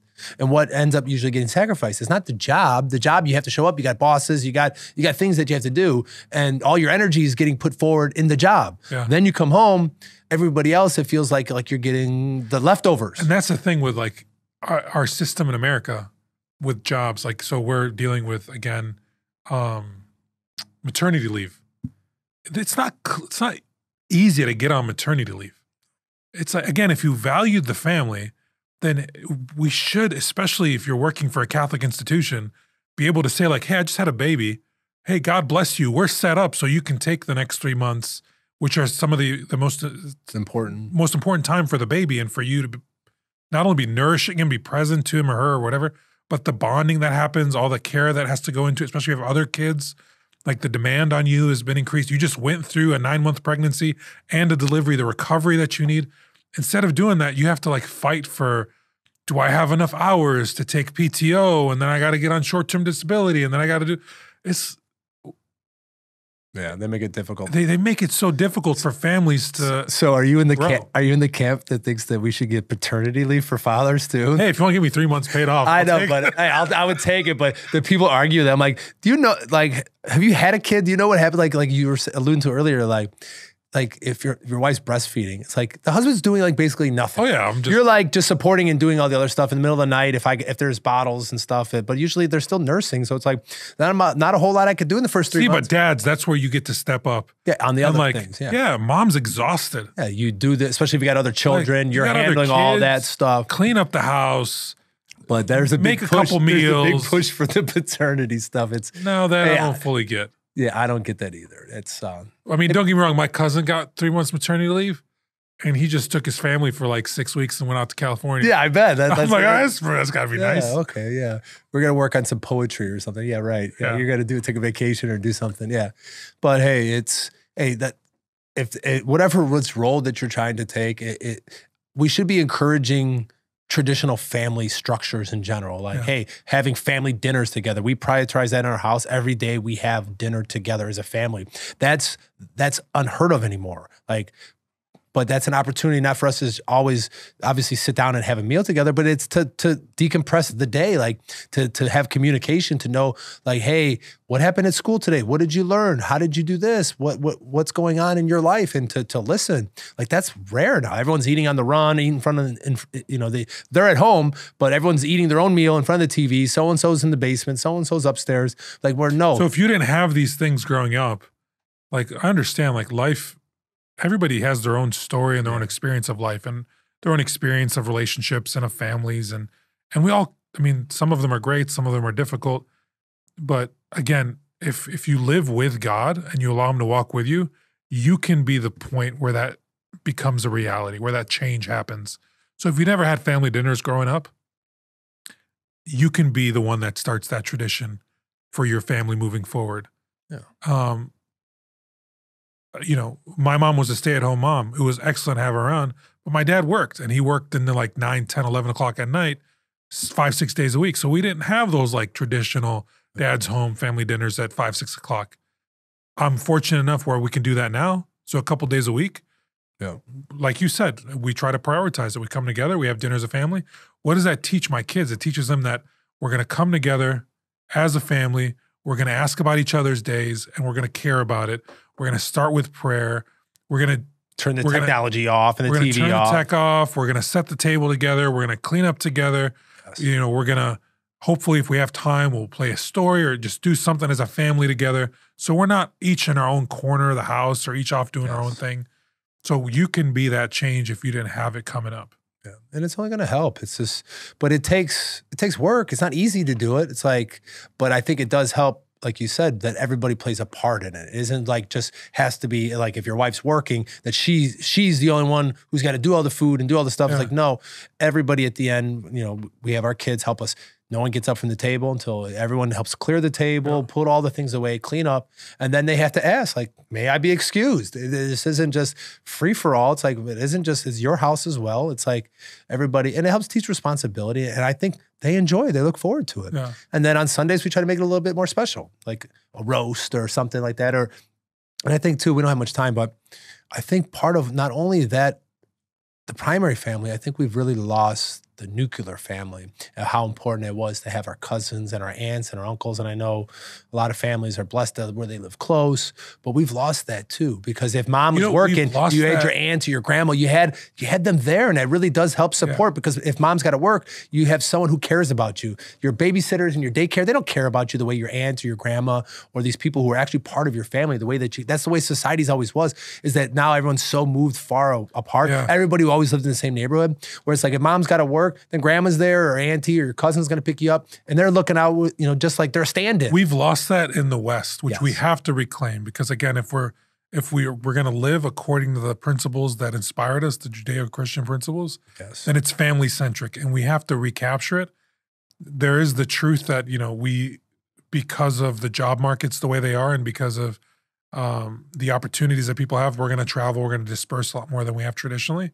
But I'm ethnically Middle Eastern, and so I still have family in Jordan and Palestine, Lebanon, and they still preserve those traditional modes of being family. And so I'll just point to, which is a very common example, point to my uncle. My uncle lives in a condo building in Jordan. He lives on the first floor. He built houses for both of his sons on the fourth floor, so they live across from each other. His daughter's like 15 minutes away by car. And that's very, very common. You don't leave your father's house until you get married. So it's very common to see like a 25, 30-year-old. You still live with your parents. That's the expectation. It's not like an expectation. That's just the norm. You wouldn't, like here, it's 18, okay, it's time to leave the house. No, there, you stay with your parents until you move into your own house and you start your own family. And even then, you're within proximity to each other. And so what does that look like? That means we're still having breakfast together. We're still having dinner with each other. If you have kids, grandma's right downstairs. Like this dependence on each other. And as mom and dad get older, grandma and grandpa get older, now you come into my house. I left your house when I got married. Now you need care. You come into my house. This idea of like nursing homes, that's a modern phenomenon, right? It's like we take for granted because they become part of our daily experience. You really only send mom or dad to a nursing home if they need intense, regular care. Other than that, they're your responsibility. They're not someone else's. They're not someone else's responsibility. But again, it could be so complicated because we work so much here. I mean, you go like the Mediterranean cultures, you go to Spain, they don't work nearly as much as we do, right? They take siestas during the day. They start later in the day. And it's like, work is good. I like to work. I go crazy if I don't work. But it's also balanced with like, I have other responsibilities. Like we're getting out with the maternal care, and we got at with spending dinner with the family. And like those responsibilities are as important as the work that I put in. Because again, if we're looking at things from a societal perspective, then the family unit has to be invested in and cared for. And that's where the evil one is attacking. And that's where the evil one's attacking. I'm going to be a better colleague, coworker, supervisor, whatever it is, if I am also being the best dad and husband that I can be. Yeah. They inform each other. And that's what the Blessed Mother told Sister Lucia at Fatima, is that the next greatest battle is going to be on the family. And that's what this, not just the primary family, but the nuclear family is that because of these demands of economics and keeping up with the Joneses, and we just need 2 incomes all the time and everyone's got to move around, is that isn't how the Bible was set up. I mean, people were all living in the same neighborhood, same community, and it was like their clans. There were families, like Abraham's clan, like there was all extended family, and they just lived together and did life that way. Who else is going to care about you and your family more than your family? And so just my one uncle, I've got 7 of them. His 2 brothers live in the same building, and his sons live in the building. And then the building next to them are his other brothers. And then 20 minutes away, he's got 2 other brothers. So like they're all, this idea of clan, I mean, shoot, if you took the buildings away and you moved them back 1,000 years, they'd be in huts and tents. Like that's what it was when you mention Abraham. Yeah. like these traditional values are still preserved in some parts of the world. It's really more in the developed, industrialized world where opportunity is plentiful, but we have to seek it out. Yeah. That we lose this sense of community and family. Yeah, both my brothers, two of my brothers, they bought houses across the street from each other. But my youngest brother, he's got a son, and now he's seeing how important it is to have family that close. Because it's like, hey, you know, you need help with with your son, and it's like they got a pool. It's like every weekend, it's like not a party, but it's like a family get together, you know, all the time. And it's only 20 minutes from us. And my mom, she lives, you know, within 5 minutes. So, but I have a small family. It's a so beautiful it's like, thing. But it's nice. But like me, would I want to live on the same block? I love them, but they're a little too wild for me. I like being 15, 20 minutes My away. dream would be to like have just 20 acres and to have my Like whole family. Homestead? Just like a homestead, a compound. That'd be cool. Yeah, that's Uncle so-and-so's house. I just don't like all the So-and-so's neighbors all house. up in my business. They got to like my block, like people just kind of mind their own business. Like I have some people, but like if you pop out on their block, you pop out of the house, everyone's out. Everyone's like all up and down. It's just interesting. Because my brother's got a pool. Like in the summer now, it's like every day, it's like the neighborhood is there. It's kind of funny, but. So I live on I'm in a unique situation where a couple of the people that work in the parish, we all live on the same block. And I'm trying to bring like some regular neighborhood vibes because I live across the street from a school. So if you live near a school, like the school tends to dominate the neighborhood. So I try to put Christmas lights up. Yeah, Khalil's house is nice. Mike's gonna step it up. Try to do some like neighborhood things. We have like You a know, big block party. Yeah, we talked about doing a block party once. It's hard though, like you said, like living next to the school, like the house right next to me is also a school house, and like the people that live across me don't really come out really ever. No. It's kind of weird. So Well, we're so But disconnected. I yearn for that. yeah, Like you just know your neighbor and like, hey, what's up? And they watch out for each other. And An old neighborhood back in Whiting was like that. yeah. All the kids hung out. Everyone was at somebody's house doing party, whatever it is. So we replaced that for Ring cameras on our doors. Yeah, it's crazy. Because that's what it used to be. That was secure. Like remember Neighborhood Watch? Yeah. Like you would just you knew who was on your block. Right. And you knew if a car was strange, and you knew if like, hey, they're having a party or they're out of town. What's going on over there? Like, so now that's just replaced with Ring cameras that Amazon and the NSA and whoever can just drop in whenever they want. And no one knows each other. No one It's knows not a each house. other's name. Again, it's going back from like family as the societal unit to the individual. And when we break people down individual, you can silo them really easily. And the question is it better or worse? It's obviously worse. It's obviously worse. It's like we need to reevaluate the way that we're doing things, and it takes courageous, bold people to say enough. Stop. Let's try to re-envision the way that we do school, the way that we do our blocks, the way that we do church. You know, there should be more. Yes, we come to worship on Sundays, but how else are we living together? Like we just come in for an hour a week and just go to mass together. Like, are we doing other things? And that's what our parish is great about doing, is that there's a lot of opportunities to grow. Like we have a connect group, you know, there's 25, 30 people, but it's all with the kids. So twice a month we get together. Ours is tomorrow. And we have to have 2 babysitters because there's so many kids running around. And now the weather's nice. They'll be outside. And the parents, we're talking about Jesus and we're praying and we're having a meal together, but we're having fun. And the kids are seeing that. It's like we're getting that feeling, which is cool. We got to, our generation, we got to live in both worlds. Yeah. I grew up in a world where like you just woke up in the morning, if there was no school, you had a quick bowl of cereal and you out the door. You were out the door and you were gone until lunch. And then come back and then came back. You had lunch and then you were gone again. And then streetlights brought you back home. And it's like mom didn't know where you were. You were on your bike. You were with your friends. You'd go to the park. You'd get into some trouble. Like you'd have fun. Yeah. I long for that. I grew up in that time. I don't know if I could do that with my kids. Like I want to see you all the time.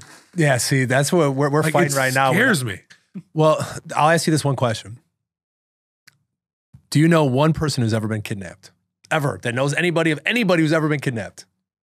You talk to Deacon Phil, he'll tell you a bunch of stories. I understand those are stories, but do you know anybody in your whole entire life? You've been here for a long time, and you know a lot of people. Has anyone you know ever been kidnapped? It's such like can't think of Of course you can't, because you'll hear the one story that gets really, not saying that it doesn't happen, but are we more safe or less safe now? It's like, so what we're trying to do as parents is that we're trying to keep our kids off the phones. But we're also at the same time, Jonathan Haidt's got a new book. He's talking about this anxiety problem. Okay. Is that for children, we want to, his suggestion is to not have any phones in the schools, to not give them cell phones until they're in high school, and no social media until they're at least 16. But you also have to give them more freedom. And the freedom, what we're trying to do, I mean, there's a balance between like free range parenting and like, you know, being helicopter smothering gentle parents. It's like, so what we're doing, like we live I'm like vibing right now. It's like a beautiful summer day. Right. Hey, Mike, can you grab 2 more of these? Yeah. We said we were going to wrap this up, but yeah, but we're getting into topics I'm we're really getting excited roll. about. So the free range. We might have to get that light back on. Yeah. Yeah, well, working on, I don't have enough batteries. That's all right. That's all right. But so we live like 3 blocks away from a park. So it's like, it's a little ways from my house. For my daughter's 10 and my son is 7. But it's like when I was a kid, when I was 10, I would go 2 or 3 towns over with nothing to worry about. Like, but now we have like, we didn't get my daughter a phone, but we got her like one of those watches where she could text us, where it's just for texting and we can see where she's at. So we're trying to give them more freedom to be able to be a kid. Like instead of trying to 24/7 be on top of them and not trusting them, and to let them learn a little bit. You let her go the 3 blocks? Oh yeah. Yeah, she's been going. Her and her friend on a rollerblades, they go. And is it scary as a parent? How old is she? She's 10. She's going to be 11 in a couple weeks. But can she get kidnapped? Yes. Can things happen? Yes. So I know where you're on. What side of it you're on? Where's Katie at? She's on the same side. Okay. Yeah, so but it doesn't mean we're naive. Doesn't mean that we're not going to take due diligence. So I think part of the problem is that we can't just throw them to the wolves and say, just go. It's the Jesus model, which is I do, we do, you do. So first, I'm going to show you how to do it. I'm going to do it. Then you watch what we do. Then we do it together. And then you can go do it on your own. We have to also show them how to do it. Okay, look, making sure obviously you know how to cross the street or how to navigate certain things, and let them be prepared for things that could happen that's bad. But I don't think we're doing our kids any service by smothering them, gentle parenting, or to be on top of them. And if there are only excuses that, well, they're going to get kidnapped, like we all turned out okay. We live in this one foot in the old world and the new world. And all the research is out. It's not making our kids any happier. 40% of kids are on seeing therapists. A lot of kids are on pills. It's like things are going to happen.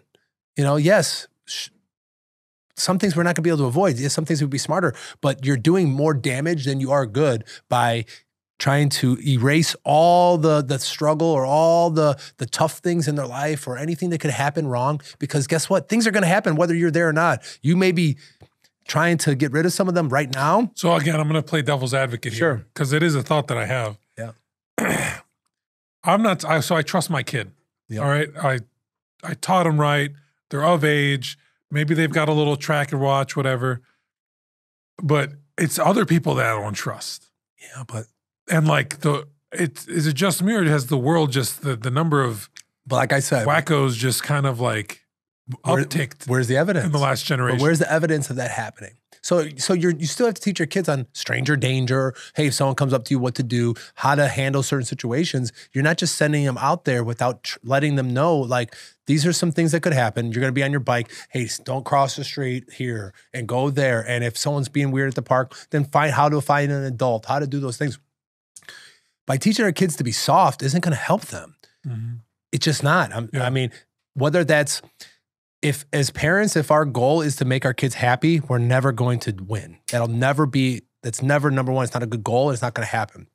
What happens? It's a change of perspective. I'm not raising kids. I'm raising adults. That's exactly what it is. So if they're 10, like when do you turn it up? How do you then eventually go to the next step to where I'm going to try to give you more responsibility, and that I trust that you're responsible enough to do it, because it'll never be good. You'll never trust. The world's always going to be messed up.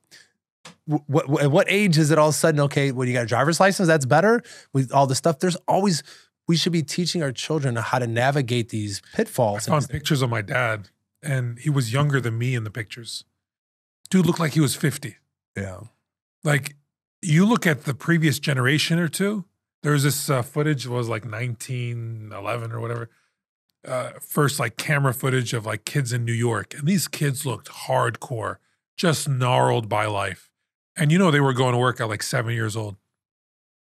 There's this coddling that's that's kind of seeped in to the way that we parent, where I like the image that you used because I'm familiar with the helicopter image, but the Zamboni image of like, I've got to go ahead of my kids and make sure it's smooth paths, no obstacles. Like this coddling's come in where our kids are maturing a lot later. And detriment. Society hasn't caught up. Like our laws haven't caught up. I didn't realize this until yesterday. The voting age used to be 21. It was amended and brought down to 18. But when it was brought down to 18, like kids were a lot more responsible. Like they were getting you worked your way through college. There was no such thing as grants and loans, and you had to work your way through college. They got married earlier, like responsibilities in life hit them earlier. They were a lot more mature than we were. You looked at like kids that would go through college, especially now I'm going ways back, but you look 16th, 17th, 18th century, they're 16, 17 years old going through college. Like life just hit you a lot earlier because it had to. Again, if kids were working at 7, by the time they were 17, 18, they had a plethora of experience. But now you got 25, 30-year-olds. So it's changed. That are still struggling. I think it's this gentle parenting. Yeah. We had Dr. Ray Guarendi on our podcast with Katie and I, and he calls them, I call them Zamboni parents, but he called them bulldozer parents. Like they bulldozed away, like if there's any kind of disagreement between friends in the neighborhood, they have to get in the middle of it instead of letting the kids how to interact socially with their friends and how to solve problems. They're going to have to figure out how to do that. If I step in every time they're fighting over the bike or a toy or something, that's not going to, it's not teaching them everything. If every time my daughter doesn't make a team or gets a bad grade and I go yell at the teacher like it's their fault, instead of like trying to help them how to cope and how to handle, like, well, maybe we got to practice harder on this thing and you're not going to always be happy, but trying to let them not say, well, okay, well, you didn't get this, so let's take you 2 towns over to make you on this team. Like, no, we got to teach you how to work harder, how to persevere, how to have resilience, and how to have a growth mindset. But it isn't coddling. Jonathan Haidt wrote the other book, The Coddling of the American Mind. You hear this all the time because your wife's a principal. Yeah. I love Catholic education. Yes. But I think that the culture's got to shift. You don't send your kids for an education. You send them, so you're going to send them to a Catholic school. And if you're going to spend the money because it's worth the money, you want your kids to get discipline, values, grounded in their Catholic faith. But also this like helicopter, Zamboni, bulldozing, whatever you want to call it, that exists now that didn't really exist prior. Yeah. Every Every little thing that your kid does, you want to jump in and defend them. And, if I got in trouble coming up and I came home with a teacher's note, you better believe I was getting in trouble again at home. Well, there was no phone call to the teacher. How dare you? Never. My kid said that it was another kid. So the question is, why is that? It's like my mom and dad never called the principal once. My wife gets so many emails all the time. And my mom used to get called by the principal. Yeah, but she never called the principal. But it's like, I get it. Like we really want our kids to do better than we did. Yeah. But the way that we got to where we're at is not because our parents gave us everything that we wanted as much as we can now, because now parents are having kids later. We're having less kids and we're having them later. So when our parents, my mom was 16 and my dad was 18 when they got married. So they had me 2 years later. So my parents didn't have any money. They were struggling and trying to figure it out. But now like I got married when I was 30. So I was already a little bit more established. I got a little bit more financial. It's like I heard Peterson talk about this. Yes, exactly. And he was saying that when you have kids younger, yes, it's actually to the benefit of the kid because a younger you is more willing to take risk. Yes. And so not just with yourself, you're willing to take risk with your kids. So you're willing to let your kid go out and explore and fall and stumble and pick themselves up. Yes. Yeah. The older you get, the more kind of adverse to risk you become by nature. Especially that you're having less. Yeah. It's like I only have 1 or 2 kids. It's like we used to have 6 kids and the kids will help discipline each other. It's like now you have less kids. So it's like they're more fragile. It's like, well, I'm going to put all my energy into 1 kid or 2 kids versus like, well, I can't put all the energy in this one. I got the next one's coming up. So we have less kids. We're having them later. So, but we can't make our kids better by taking away the things that made us better. The things that made us better was going without sometimes. Hey, when I want something at the store and I'm crying to my mom, and she's like, well, we can't afford it. We can't have that. Okay, so how did I learn how to get it? I got a paper route. I had to get my own money. I had to learn how to get skills and how to save money or how to make extra money to get it. It taught me work ethic. It taught me these things, teach us things. But if every time they cry or scream or want something, we just hand it to them, you're not doing them a favor. As much as you think it's nice to do that, like, the birthdays and stuff like that. But if everything they want at any time, they can get on Amazon. I know kids get DoorDash. Like my nephew DoorDashed the milkshake to his house. Wait. You just got a milkshake delivered to the house, dude? He's like, yeah, my mom gave me money. I'm like, you DoorDashed the milkshake. I'm like, are you no, it's insane to me. It's like anything the kids want, they get an Amazon or DoorDash. It's like, is this making our kids happier? Yeah. I'm reading another book called now Bad Therapy. It's not. The kids are not happy. You think this would make them happy by giving every kid their whim? It's the same with God. Why does God not give us everything we want? He could. God could give us everything he wants. Why doesn't he give us everything we want in our heartstrings? Because it's maybe not the best thing for us all the time. Sometimes those lessons need to be, there has to be, lessons to be learned, and there has to be skills to be able to, when you get that thing, that it doesn't ruin you. If we always get what we want, then we don't appreciate things. We don't learn those lessons. I saw there was a young girl yesterday or Sunday. She probably middle school age, maybe 7th, 8th grade. She was on the corner in the neighborhood. So I'm driving back. Oh, it's a Sunday because I'm driving back with my water gun artillery, me and Jacob. Yeah. And I make a turn in the neighborhood, and there's this young girl sitting there selling lemonade, which you don't see that often. Heck, if I see a kid playing outside, I give thanks to God. Like, oh, that's awesome. So I see this young girl selling lemonade, pull up to the intersection. I drive by her. She does see me, and I'm like, I'm not stopping. Like, it was an inconvenient place, right in the middle of a busy intersection. Like, I'm not going to stop for some lemonade. So I'm going down the block. I'm almost at the house. I make it to the house. But the whole time I felt this like tug on my heart, like, you should turn back. You should go back. You should go back. And just as we pull up to the house, Jacob goes, hey, Dad, why was she selling lemonade? And I'm like, oh, this is if I'm looking for a sign. So I turn around, go back to the girl selling lemonade. Jacob and I walk down and get to talking to her. Her mom's in the car off to the side. And it's like, she's doing what all kids ought to be doing. She wants to go to dance academy. And so she has to sell lemonade to make up her part of how much it's going to cost. Yep. And she told me that. I mean, I threw her $20 for 2 cups of lemonade, probably the most expensive lemonade I'll ever buy in my life. And I was so proud of her. Yep. And B, I was so grateful that my young, impressionable 4-year-old were able to teach a lesson. Got to see that. And so like the whole car ride back, he's asking me, well, why is she selling lemonade? Well, buddy, because she wants to go to, Yeah. And then why do we need to work? And like, why is that why you and mom work? And well, I go to school now. Like, what? So like those, if you open yourself up to those experiences and then you invite, in this case, like your kids into them, that's where you teach life lessons. Yeah. But if I just drove by or if I don't show my kid what it means to work or what it means to pay for things, everything they want, they just get without having to understand how you get it, then what service am I doing to my kid? And what kind of, again, if we're raising adults who aren't there yet, what kind of adult, what kind of man is he going to be? Yeah, I took that lesson from Patrick Bet-David did with his kids. The Lego thing? The Lego thing. So yeah, my son's into Legos and I'm into reading. And, it's one thing every time my son wants a Lego, if I just buy it for him, there's no value. They play with it, he puts it together, they don't play with it again. Yeah. But so what we've been doing, I've been having him go on Amazon, pick out the one that he wants, and then I put it on top of the refrigerator with how much it costs. And for how many books he reads, each book is like an AR, their accelerated reader, has a point system to it, and whatever it is, he has to get, every point is $1. So when he gets to, this last one was $53. So he got the $53 of books that he read, then he got the gift, but he saw it every day, looking at it, he's like, okay, like, hey, why don't you go read? Okay, yeah. So he was working towards this. So now he got that one. He's like, okay, cool. He got the reward. He worked hard. And my daughter, she wanted, her stuff, like markers, but she's a little entrepreneur herself. She makes bracelets and she makes earrings and she'll sell them. She does the same thing. Because I don't just give her everything. Can I give her whatever she wants? Yes.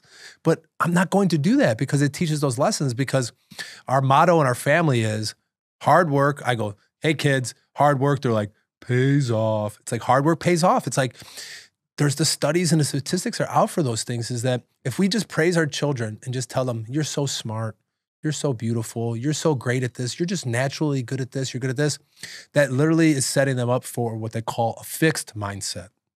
But a growth mindset, and if you're interested in this, there's a couple good videos, Andrew Huberman and Carol Dweck. They're both from Stanford. And Andrew Huberman got canceled. Yeah, no, he's still good. He's just living the way the culture has said so, and now they're turning on him. So, but that growth mindset is that we're called to praise our children for their effort. If you have two groups of kids and they take a test and then they take the same test again, if you told the one group that you work really hard and you're good, we're so impressed how hard you work, and then you just tell the other group that you're just good at things, they do like 40% better on the second test. It's like, it's so crazy that we are supposed to emphasize their effort and what they put in. But we're not requiring our kids to have much effort. It's like, no, you're just so good. You're my kid. You're great the way you are. And what ends up happening is when it does get hard, they quit. But if they have a growth mindset of where we're praising how hard they work, I'm like, that's what we praise all the time. Like, you're so resilient. You never give up. Like, your grit. And that we're encouraging that things are going to be hard. But when you get there, we could do hard things. Like, that's our other thing, is like, no, we do hard things. And by doing hard things, they get better. And that's why this is a problem in our society, is that if we just hand them everything, or when I'm parenting and things get hard, if I'm going to go in front of them and get rid of the thing that's hard, like, no, the hard thing is what builds resilience and grit within them. And it teaches them a life lesson. Like, anything that's really good usually takes hard work. Sometimes you got to go over it. Sometimes you got to learn how to maneuver around it. Sometimes you got to go straight through it. And I'm not doing you any justice by taking that lesson away from you, or taking that hurdle away from you, and doing it myself. I'm stealing it from you. You're not just, exactly. You're robbing them of the pride they take in themselves and in the work they could produce. Especially when that's where work becomes sanctifying. Yes. Like, that's something that we hold. Like, work can be a tool for holiness. And so when you work, you take this sense of not just pride in what you've produced, you take a sense of pride in yourself that I was able to commit. I was able to put in the effort. I helped make this thing. And that's why we've talked in our episode about art. Like, you go to Europe, these cathedrals, these monuments to God, people did it not just for God. They took pride in that they could do it for God. They took pride in themselves. This is what I helped make. This is what we as a community help build. Yeah. And so that applies to ourselves. Like, work hard, enjoy the process of working, and the outcome will be so much better. Yeah, taking pride. You'll be so much more prideful in a good way of what you've been able to produce. Don't rob your kids of that. No. Like, let your kids work hard. I mean, I'll give Jacob, just like we're doing math and subtraction, all that stuff, I'll give him a bunch of questions. I'll throw in a couple curveballs in there for him. They might stump him, but when he gets them, he just beams, because it's like, I was able to do it. I did it. Yeah, and we learned that right away. Like, we read the book, Growth Mindset, my wife and I, from Carol Dweck, like when we first started parenting, was reading all the books. And I saw how that happened. Like, when Avery was in first grade, like, she was struggling with math. And we did, we just emphasize so much how hard you work is going to help you get better. There's some things that, some people are naturally good at some things. We're not saying that is, but if you emphasize those things in your children, when it gets hard, they're like, well, I thought I was good at this. Now I'm not. They just give up and won't even try. Yeah. So instead, we've been pushing work hard, work hard. Now she's in high honors math. Now she was on the math bowl team. They won their district. She didn't miss one question in the thing. Like, now she's like, she takes pride in that. Like, she didn't get she'll get things wrong, and then she wants to figure it out. Not because she's naturally good at math, because of all the hard work that she put in. And we emphasize not how smart you are, but how hard you work. And it really does make a difference. Same with our son. It's like, and do the hard work for the sake of doing good things. Yes. Not for the sake of adulates or the process. Accolades. It's like, no, I do it because it is good to do good things for the sake of the good. Like, I know it's a lot of goods, but that's really what it is. And that's what I love about St. Joseph. He lives a largely hidden life. And yet all he did was for good, for the sake of good, which produced good. Yeah. And it's like, that's the model that we ought to hold up as an example for us, not what kind of culturally has become the norm. you want to do things so you can get famous, or you can get rich, or you can get power, or you can get, attention, or you can get whatever it is. No, you just put in the work to do good work for the precise reason that it is good to do it, right? So whether it's at your job, be the best employee that you can be the best supervisor you can be the best colleague you can be. Whether it's at home, be the best husband you can be the best wife you can be. Wake up early, make a pot of coffee for your wife. Like, just do the good for the sake of doing the good, and for nothing else. And it takes courage, though, to do these things, because the culture is not doing them. Doing the things like different, like me not giving my daughter who's in 5th grade a cell phone. It's like, she's like, Dad, you're so strict. Maybe I'm a little bit more. No, I know the statistics. I know the studies. I'm smarter than, not saying other parents are stupid, but like, I'm just not going to choose that. It's just, I'm going to wait until she's like, she's in high school. It's not necessary. The other kids I'm watching, like my kids, they love to play outside. Like they're not outside. Like as soon as they get home, they're outside. Like we had like a swing, we got a trampoline, they got rollerblades. Like they love to be outside. Like, you're not going to be on video games. You're not going to be playing outside, but they sure want to. My son really wants to play Minecraft. He'll go to his friend's house and play it. And that's kind of like his little loophole, like I got to limit that. But I'm not going to be that guy who's going to say, like, pacify them and let them do what they want. And you're going to have to face some of that resistance from them because their friends or other classmates or people, they're not going to be doing the things that we're doing. That's the fine line that you have to walk, because you don't want to completely shut them down. Yes. Because they'll be sneaky. They'll be sneaky, and then they'll rebel. Yeah. So it's all, again, that's where relationship's important. Yeah. If you develop a relationship with your kids where like, I need to withhold here, I need to be a little lax here, I need to, especially I'm trying in our to be your faith friend. stuff is even more. Yeah. Like think about the faith stuff. It's like, no, we're going to go to church every Sunday. Oh, I got sports. They got a tournament on here. They want to go do this. Like, no, we don't do those kinds. It's like, on top of just being a good parent and doing what you're supposed to do, we're going to have to live differently in the world, to not be of the world. It's like, but you got to be willing to deal with some discomfort, especially in parenting with your kids, because you don't ever want to see your kid unhappy. But the point is for them to be holy, not to be happy. I mean, God bless all the times that they are full of joy, but my goal is to make them I'm okay saints. with seeing my kid wrestle and struggle through things. Well, his name is He Who Wrestles with God, right? That's a good point. That's part of it. It's like it's in his name, and so we've made that a big part of our lives. Is like, no, like Avery, but it could backfire. Like we try to make her really resilient, but it could be used for like being resistant. A little attitude, yeah. She can be resistant, it could be really used because she doesn't give up. She knows, we always tell her, like, you're the kind of person that doesn't give up. So she won't give up if she doesn't get her way. But we have to have a united front where we're like, no, we're together on this and this is what it is. And well, if people want to hear more of this, they got to check out the Catholic Couple. Catholic Couple, yeah. We had a good one with Dr. Ray. It was Catholic Couple 1 on Instagram. Yeah. And then I think you guys got the YouTube channel too. We do. Check it out. We're actually doing more one family today. and marriage stuff. I got 2 hours or hour episode after this with Katie tonight on perfectionism. We're going to do. Oh, really? Which is another conversation, which is super hard to try not to be perfect at everything. So that's coming up. I have a feeling she struggles with that more than you do. Big time.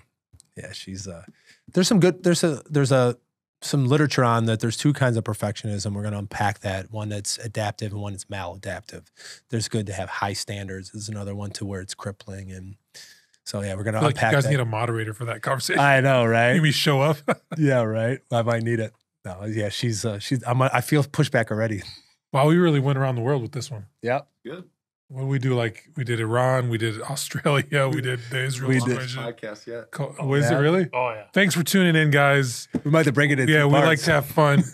It's summer, so Bobby got us a couple drinks, which is, I think, would help lubricate the second half of the conversation. Yes, it does. It definitely helps, for sure. We're on Instagram and on YouTube, so check us out. I was going to say Catholic Couple. Purposely Catholic. Take care. God bless. iTunes. You guys are listening. Spotify and iTunes.